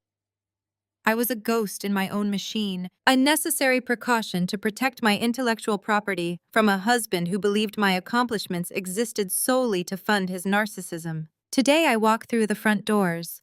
The lobby is packed. The entire company, over 200 brilliant developers, engineers, and financial analysts, has gathered on the main floor. When I step through the sliding glass doors, a profound silence falls over the room for a fraction of a second. Then the applause begins. It starts as a low rumble and erupts into a deafening roar. I walk through the crowd, meeting their eyes. I see young female coders looking at me with pure awe. I see seasoned engineers clapping until their hands are red. They are not just cheering for the IPO, they are cheering because the proxy is dead. The ghost is gone. Their true CEO has finally stepped into the light. Julian falls into step beside me as we reach the central command center. A massive digital wall dominates the room, displaying the live feed from the New York Stock Exchange. The countdown clock in the corner of the screen shows exactly 2 minutes until the opening bell. Network latency is 0. The remote connection to the trading floor is locked. Julian confirms, handing me a crystal flute filled with sparkling cider. Whenever you are ready. I turn to face the room. The applause dies down, replaced by an electric, vibrating anticipation. I raise my glass. For 2 years, we operated in the shadows. I say, my voice projecting clearly across the expanse of the room. We built a predictive algorithm that the greatest financial minds in the country said was impossible. We did it quietly. We did it flawlessly. And today we take exactly what we have earned. The countdown clock hits 30 seconds. The crowd turns their attention to the massive screens. 20 seconds. I think of the cinder block holding cell at the federal courthouse. I think of the frantic, desperate look in Marcus' eyes as the handcuffs click shut. He had built his entire identity on the illusion of power, borrowing money, stealing credibility, and treating people like disposable assets. He thought his sheer audacity could outsmart raw intelligence and relentless preparation. He was wrong. 10 seconds. The room begins to count down in unison. 5, 4, 3, 2, 1. The digital opening bell rings out through the speakers. On the screen, the ticker symbol NAI flashes in brilliant green. The initial offering price is listed at $45 a share. In the span of 3 seconds, it jumps to 52, then 60, then 75. The trading floor explodes. Champagne corks pop across the room. People are cheering, hugging, and staring at the monitors in absolute disbelief. The algorithm is performing exactly as I designed it to. The market is responding exactly as I predicted it would. I stand perfectly still amidst the chaos, watching the numbers climb. My net worth ticks past 50 million, seamlessly crossing the threshold into 9 figures. The wealth is staggering, but the money is entirely secondary. This is about absolute, undeniable autonomy. It is about standing in a room full of brilliant minds and knowing that I am the architect of this empire. I turn away from the screens and walk toward the private elevator that leads to my corner office. The glass walls offer a panoramic view of the Atlanta skyline. The city stretches out before me, bathed in the bright morning sun. I sit down at my desk. It is a solid slab of polished black marble, completely devoid of clutter. There are no fake smiles here. There are no compromises. There is no one left to diminish my brilliance or steal my credit. My private line lights up with an incoming call from a major financial news network requesting an exclusive interview with the newly revealed founder of Novo AI. I let it ring for a moment, simply enjoying the sound. I pick up the receiver. "This is Zara Washington," I say, my voice steady, confident, and entirely my own. "Let us talk about the future." The profound lesson from this story is that true security and personal worth can never be derived from the conditional approval of toxic family members or disloyal partners. When you build your life around meeting the expectations of others, you construct a very fragile cage. Hitting rock bottom often serves as a painful but necessary catalyst for complete liberation. By cultivating financial independence and holding firm to your personal boundaries, you instantly reclaim your power. Losing everything false creates the ultimate opportunity to build something genuine. The greatest revenge against those who tear you down is choosing yourself and thriving.